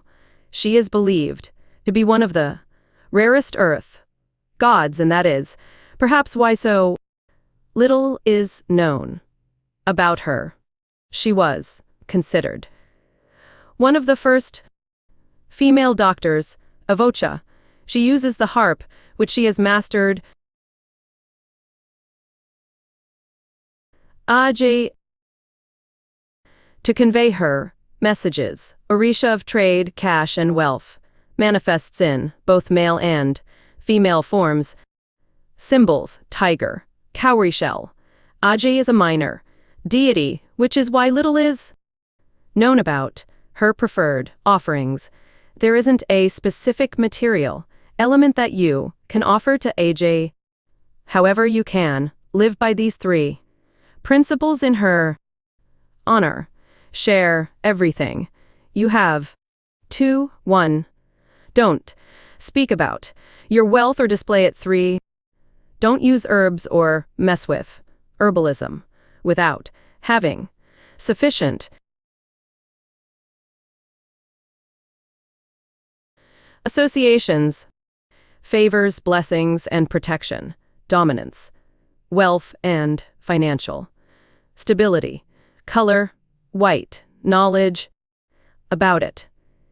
You should also use divine authorizatio. You can recite poems about her.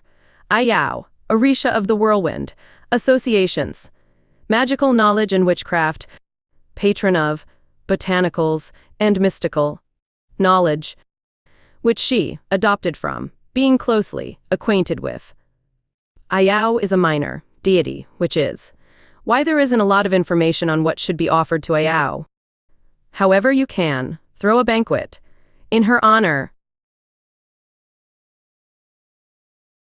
Osain, the Orisha of plants, symbol, crossbow, colors, green and brown, sacred number 9, lives in the clouds in the sky, the eye of the tornado and the forest.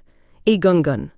Oya, Orisha of divination, associations, death, ghosts, destiny, truth, divination, and foresight, mother of the dead. Food and gifts can be offered to her, and the dead hang pictures of your loved ones who have passed away and light a candle, watch the flame. If it burns out quickly without your interference, you're probably biting off more. Mistress of than you can chew. If the blame burns steadily and brightly, longevity and health are coming in for you. Blue flames that are average size suggests that you are in the company of spirits and that you'll live the average lifespan. To get rid of Mawu, spiritual destinies, ruler of fate, symbols, fire, and dance, she can protect you from the spirits, continuer of creation, unwanted spirits. Bring the candle to any light source like a window and ask the deity to guide the ghosts out of your house. It's not exactly clear what you can offer Mawu, the Orisha. The secondary creator and daughter of Nana Buluku, associations, sun, moon, creativity, passion, universal, law, birth, inspiration, and abundance.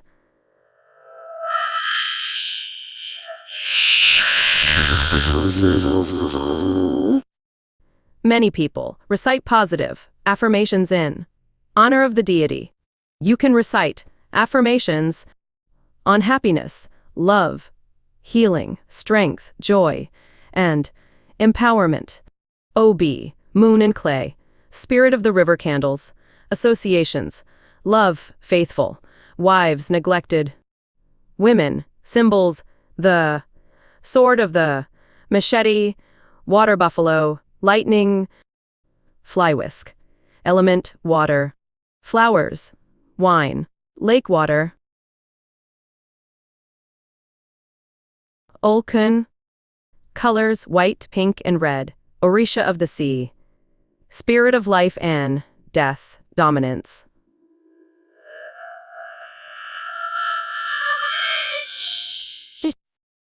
abundance, pond water.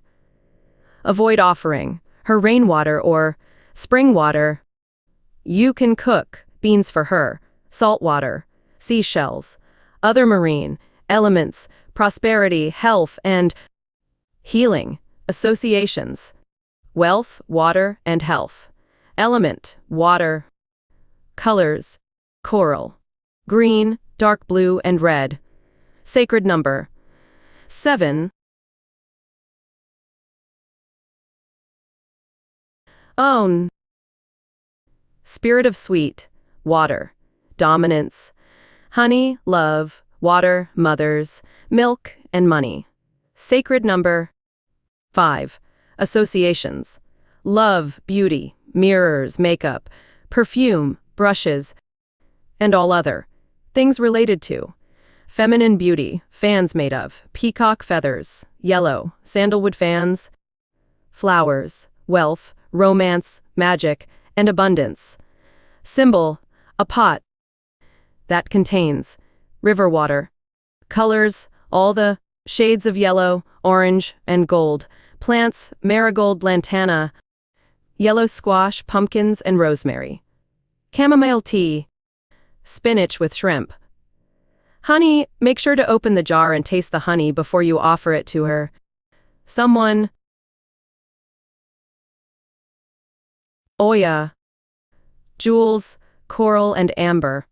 Orisha of the had previously attempted to poison Osun through a honey offering. She will reject your offering of honey if you don't taste it.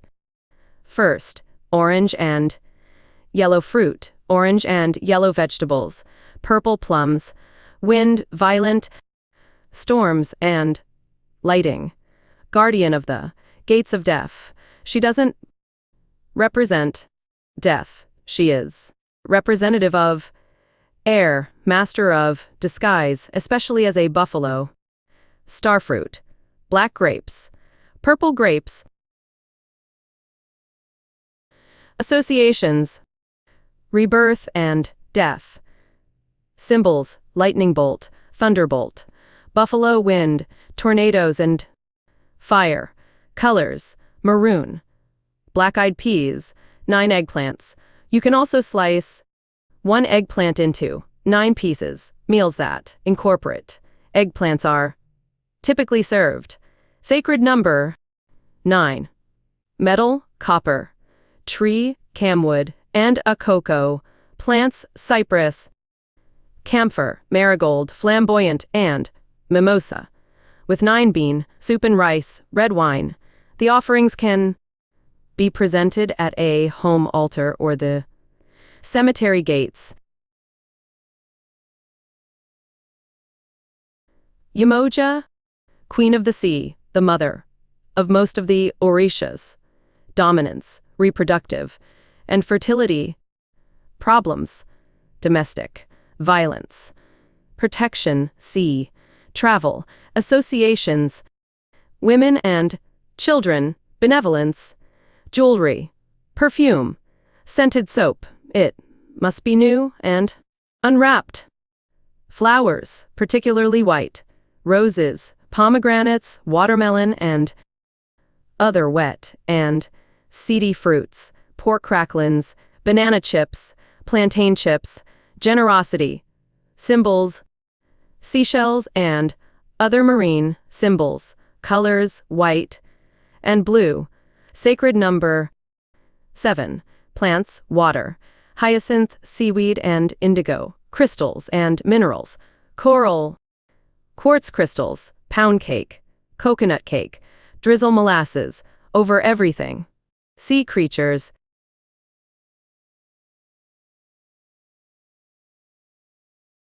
Male Orishas. Orisha, a ganj, and pearls. Symbols and roles: spirit of the forces of the earth, especially those that are powerful and violent.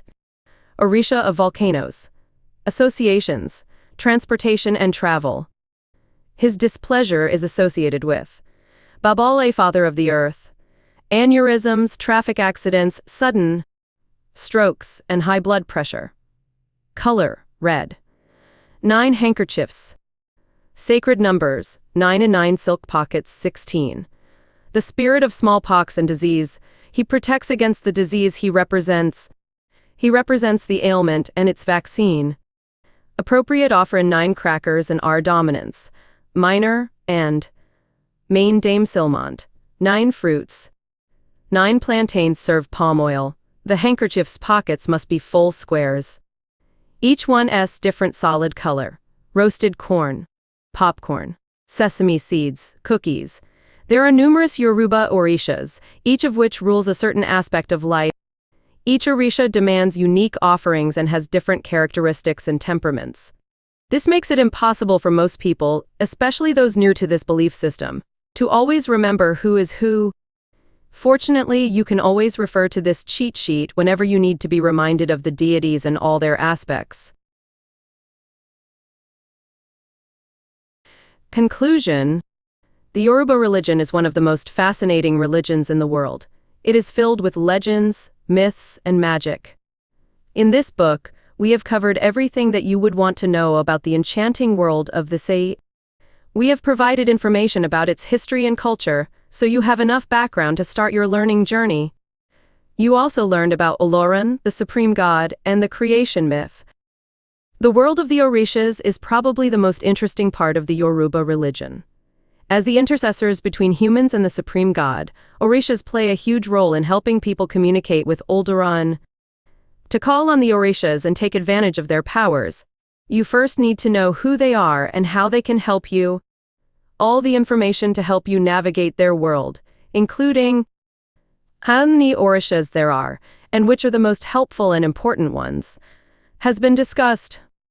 All gods prefer offerings and sacrifices, and Orishas are no different. Learning about how you can appease these gods will be beneficial when you call on them to ask for their assistance. There are male and female Orishas, each with a fascinating history and legends behind them. Whether you are sick, want a child, or looking for love, you'll find an Orisha willing to help. As giving as Orishas are, some of them can be angry and destructive, and we have the information you need to navigate your way through the Orishas. You should never anger or provoke. Just like people, some Orishas don't get along with each other. Learning about their history will help you avoid venerating rival Orishas together like Oya and Oshun. In the next part of the book, we talked about the practice of Ifa divination and how it works. You read about the diviner Babalawo and whether anyone can become one. Additionally, we covered the importance of ancestors in the Yoruba religion. We need to honor our ancestors and seek their wisdom to help us navigate life. We talked about venerating them, which usually occurs on an altar. After finishing Chapter 7, you'll be ready to create an altar or shrine dedicated to your ancestors. Every religion has its calendar and holy days. Each day of the week is called something different and has a different meaning in the Yoruba religion. To practice this religion, you need to learn about its various holidays so you can celebrate them with your loved ones. We provided all of the information you need regarding important festivals as well. There are also many Yoruba spells and rituals that you should learn about, and in this book, you'll find all of the ingredients and instructions you need to start practicing.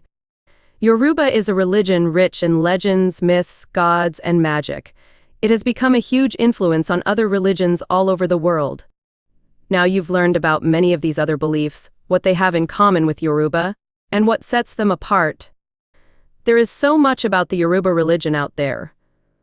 We hope we brought you all of the essential information you'll need to learn about your spiritual heritage. Good luck on your journey.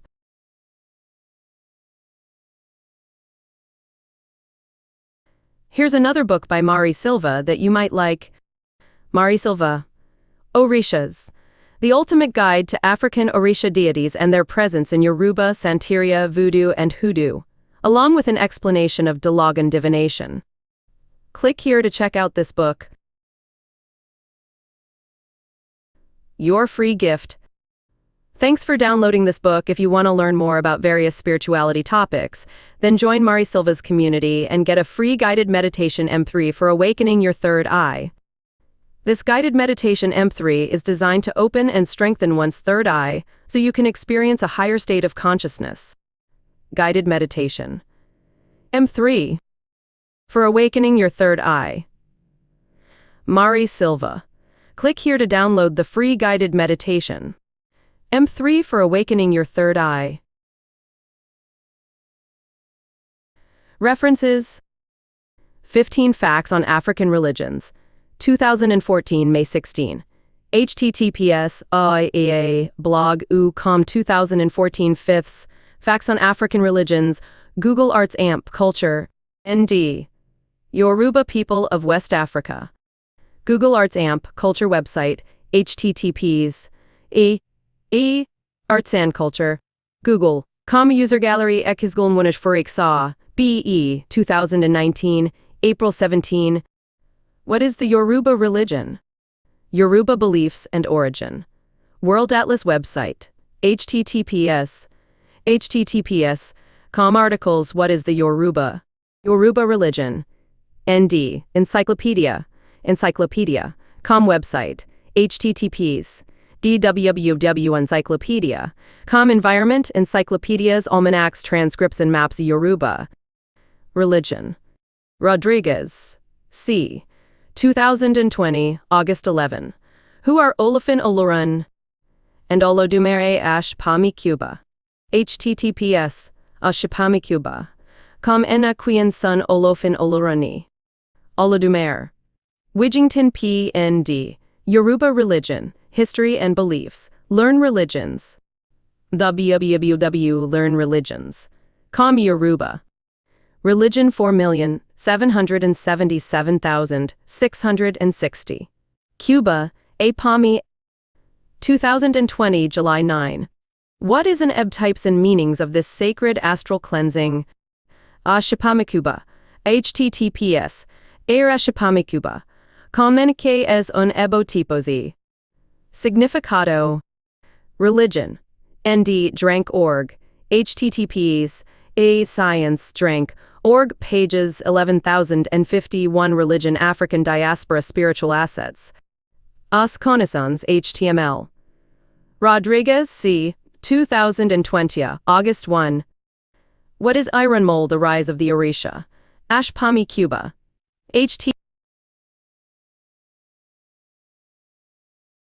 Ashpami Cuba, comienza Irunmole el surgimiento del Orisha. Rodriguez, C. 2020, August 25. Is there a difference between Orisha and Irunmole? Ashpami Cuba. http Ashpami Cuba. Com en diferencia entre Orisha y Irunmole. Who are the Orishas? 2016, September 20. Joniba Dance Center. www. Joniba. Who are the Orishas? Widgington, PND. Yoruba religion, history and beliefs. Learn religions. https www. Learn religions. Com Yoruba. Religion 4,777,660. Abada Occult World. ND. Occult World. Com. https Occult World. Com Abada. Ancient Code Team. 2014, December 16. Goddesses of Yoruba mythology. Ancient Code.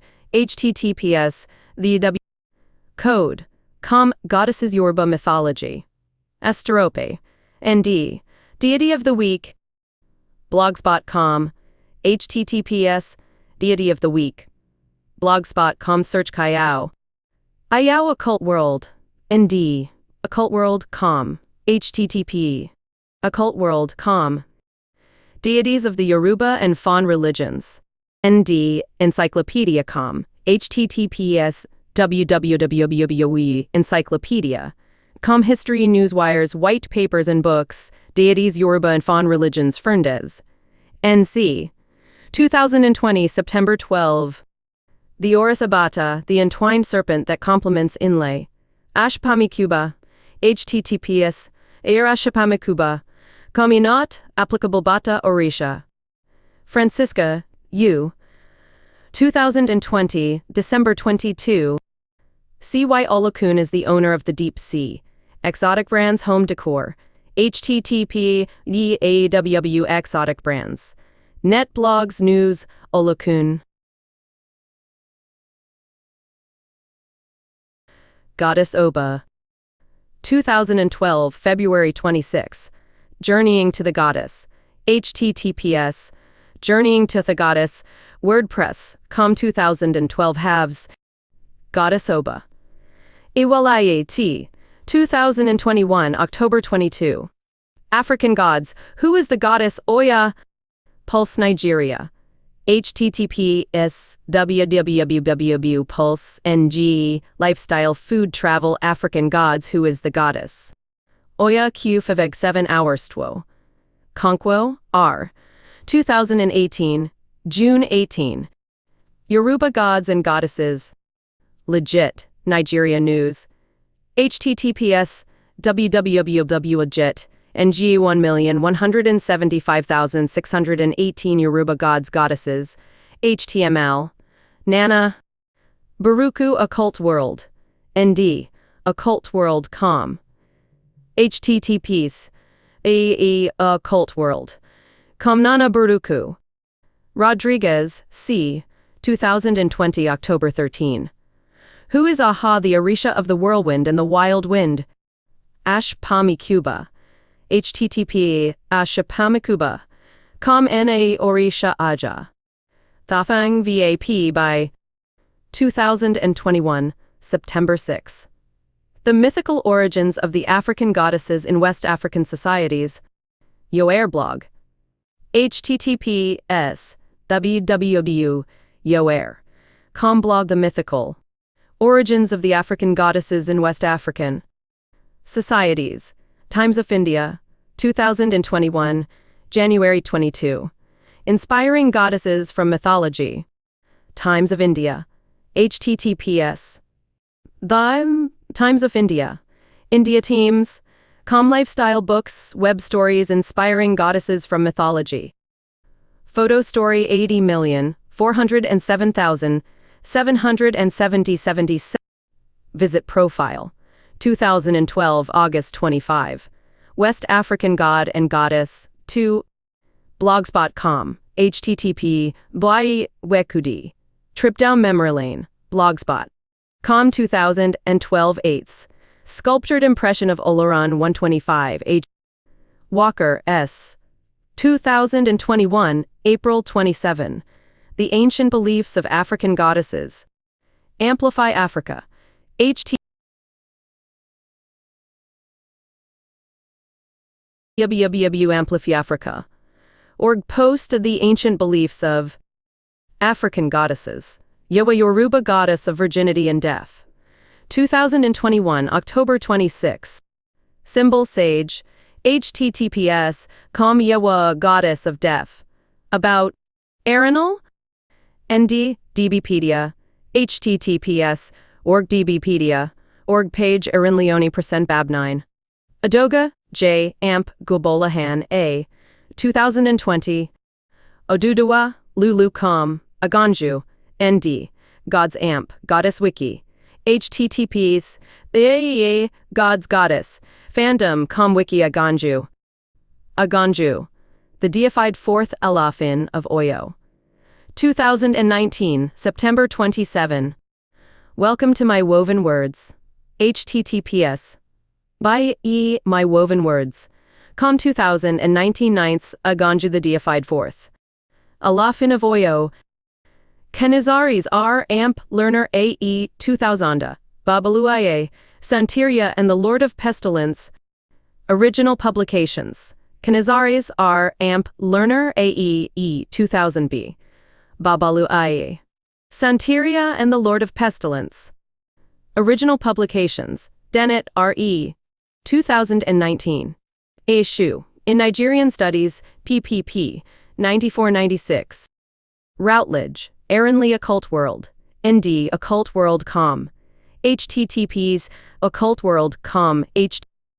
Joiner Seedlack M. 2018 December 17. Babalu I. The God of Diseases. Monique Joiner Seedlack. https Mojo Seedlack. Com Babalu I God Diseases. Joiner Seedlack M. 2019, September 27. The Sacred Twins, Ibeji, Monique Joyner Seedlack.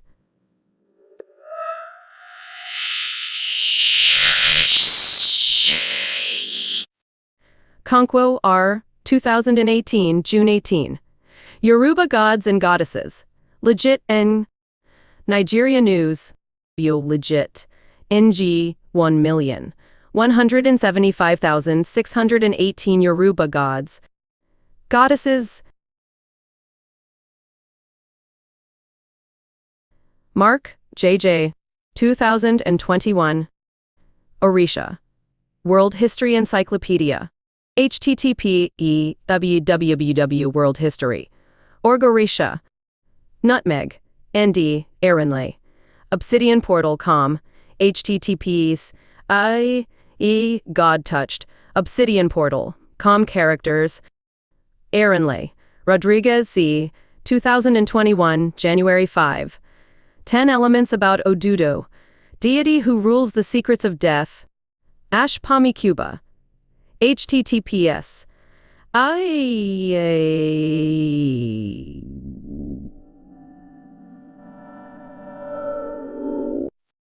ND Afripians.com. https 8 Afripians.com. Kitchen AON %9% 3 Ango Yoruba God of Thunder. Encyclopedia Britannica. Kernow, K.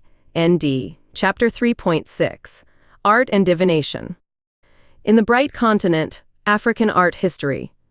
MSL Academic Endeavors. Influential Orishas. The Editors of Encyclopedia Britannica. 2015. Eshu. In Divination Techniques. Waiwa, Wima, Wiawa, Edu Chapters, Divination. Divination Techniques Durtone. Santo D.E. 2019. Divination. Cambridge Encyclopedia of Anthropology. BW. Anthro-Encyclopedia. Com Entry Divination. Ost B. 2021. LibGuides. African Traditional Religions Textbook. IFA, Chapter 5. Our Ancestors Are With Us Now. https Dr. Eduasi PHP, The 5 Most Influential Orishas. 2019, August 11. The Guardian Nigeria News, Nigeria and World News. https Guardian, NG The Life The 5 Most. Gone 1,122,253 amp 8,185,273. Egun, The Ancestors, The Yoruba Religious Concepts. ND, Google.com website. https sites, Google.com site, The Yoruba Religious Concepts Egungun The Ancestors. Contributed by Kalila Borghini, L. 2010, June 9. Offerings and Sacrifices, Honoring Our Ancestors Helps Us Give Thanks. Good Therapy, Org Therapy blog website, https www.goodtherapy. Good Therapy. Org blog offerings. The new exhibit pushes viewers to connect with an African tradition of honoring ancestors. ND. WIS Edu website, https News WIS Edu new exhibit pushes viewers to connect with an African tradition of New York Latin Culture Magazine M. http www New York Latin Culture. Com Yoruba New Year. Ifa Orisha Egbe Il Tiwalad Yoruba Community of Metro Atlanta, Georgia. ND. Egbe Tiwalade. http Egbetuwalade, Weebly, Com Yoruba Calendar. AND. How does the Yoruba calendar work? The Burning of Frome com. The Burning Frome com. W. The Burning of Frome com trending. How does the Yoruba calendar work? Nigeria High Commission. ND. NHC Jamaica org. Honoring Ancestors. Cuba A. Pami. 2021, February 11. The Orishas, Their Syncretism and Yoruba Calendar of Celebrations. Ash. Pami Cuba. https I Ashapami Cuba. Com N Calendario. www legit. 1,143,388 Yoruba Festivals Holidays Yoruba. Editors. 2021 December 10. Yoruba New Year. https ANH Festivals. HTML. Olawale, J. 2018 January 5. Yoruba Festivals and Holidays in Nigeria. Legit, in Nigeria News. https. Nigeria. Oro, a Yoruba festival that is anti-women. 2018 May 7. The Guardian Nigeria News, Nigeria and World News. https. Guardian, Life Oro, a Yoruba festival that is anti-women. Rajkumar. 2021 April 16. Months of the year in Yoruba. Happy Days 365. https. Happy Days 365. Org Months of the Year. Months of the Week in Yoruba. Bajkumar. 2021 June 18. Days of the Week in Yoruba. Happy Days 365.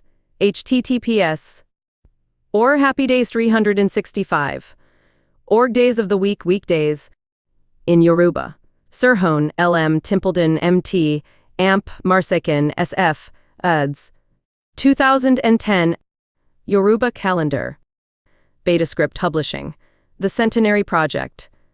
ND. New Yam Festival, a celebration of life and culture. Google Arts AMP, Culture.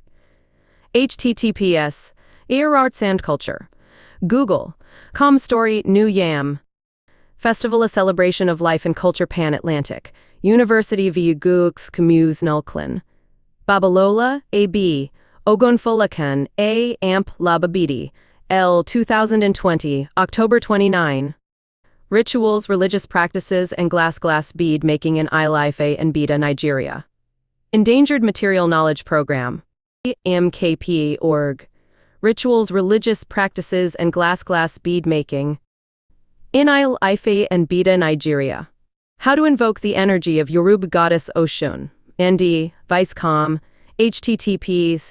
Connie note, applicable article, 3 Jeff, how to invoke Oshun Yoruba goddess Orisha. Mythic Treasures. 2020, May 10. Introduction to 7-Day Candles. Mythic Treasures. www. Mythic Treasures. Compost into to 7-Day Candles. Arrivi, A. 2015, September 23.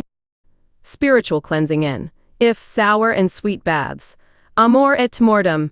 https. Amor et Mortem. WordPress. 2015 9th Air Spiritual Cleansing in Ifa Sour and Sweet Baths. Brandon G. 2018. Orisha. In Encyclopedia Britannica. Santeria. La Regla de Ocha Ifa and Lukumi. ND. Pluralism. Org website. https. Pluralism. Org. Exanter Kadade the Lukumi. Way. Dialogue Institute. ND. Afro-Caribbean and African Religion Information. Dialogue Institute website. http. Dialogue Institute. Org Afro-Caribbean and African Religion Information. Current staff. ND. African-based religions. Santeria, Candomblé, Vodun. River West Currents. Org website. https. Org 2006 Quarters African. Aganyu. Occult World. ND. Occult World. Com website. Based religions. Santeria, Candomblé, Vodun. HTML. AJ Shaluga Occult World. ND. Occult World. Com website. http. Occult World. Com website. Asterope. ND. Deity of the Week. Blogspot.com website. http. Deity of the Week.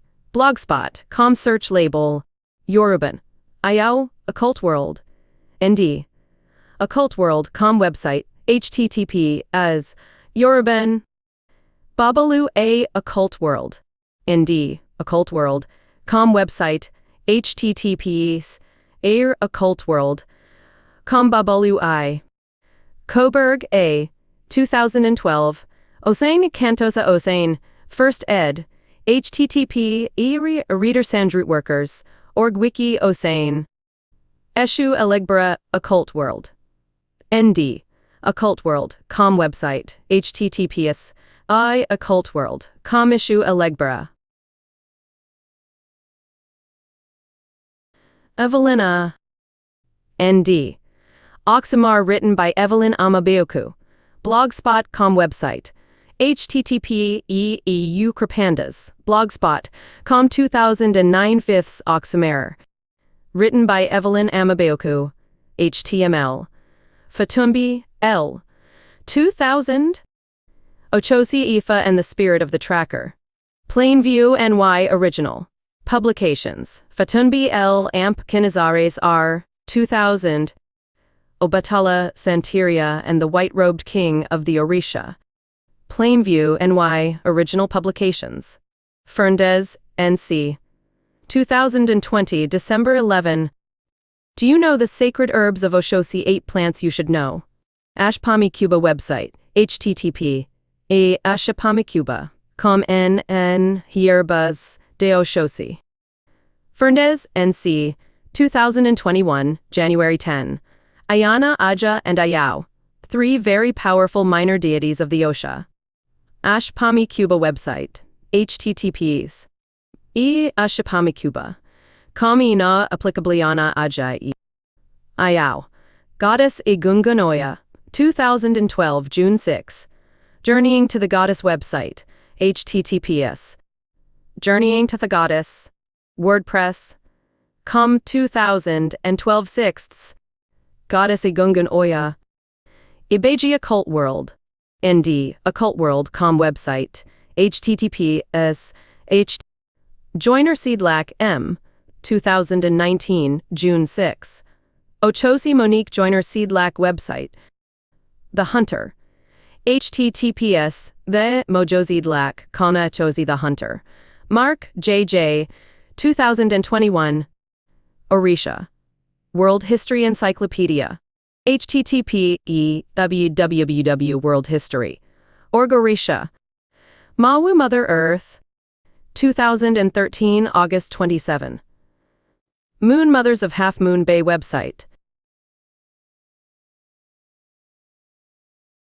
https. Mord 2013 8th. Mawu Mother Earth. Mawulisa Occult World. ND. Occult World. Com website. https. Occult World.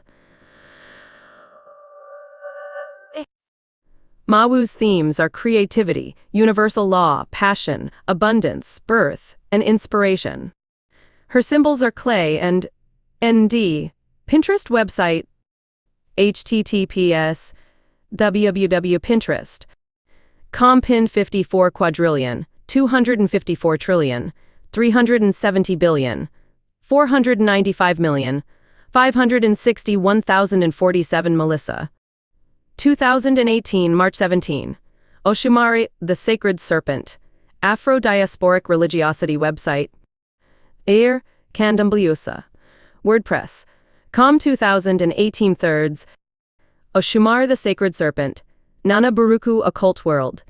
ND. Occult World. Com website. https. OEA Occult World. Com Nana Baruku. Oba Occult World. ND.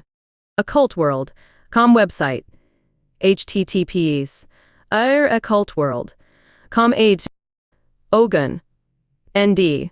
Santeria Church of the Orishas website. http. Santeria Church. Org the Orishas Ogun.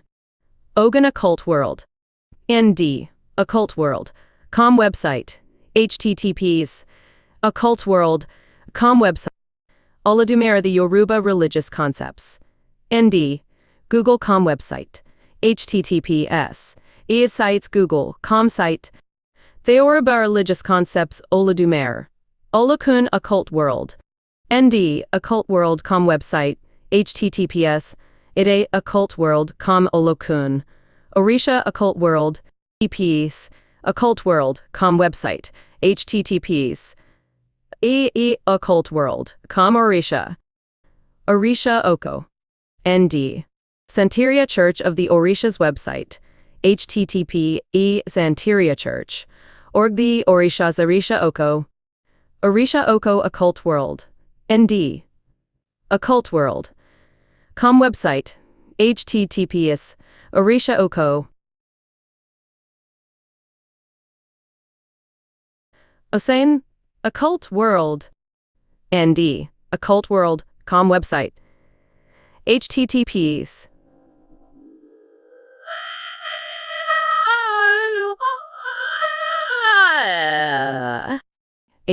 Occult World, com Oshumer.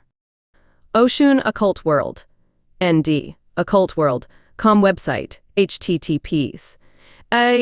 Occult World, com Oshun. Oya Occult World, ND. Occult World, com website, https. EACP Occult World, com Oya.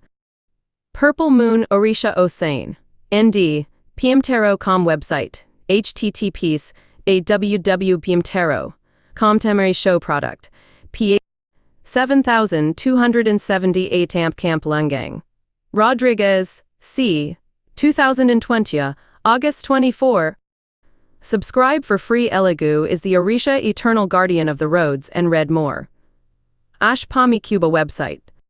Ashpami Cuba, com en plantas de Alegua. Rodriguez, C. 2020, August 27. 10 Representative, Plants of Obatal.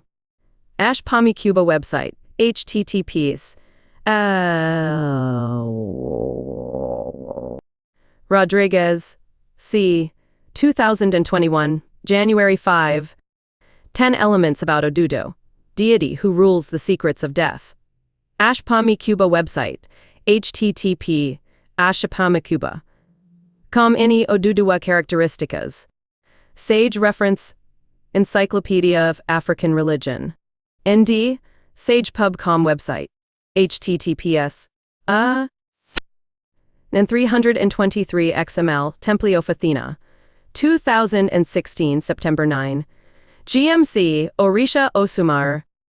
Temple of Athena the Savior website, http. Osumar. The Afro-Cuban, Orisha. History Miami org website. Pantheon. ND.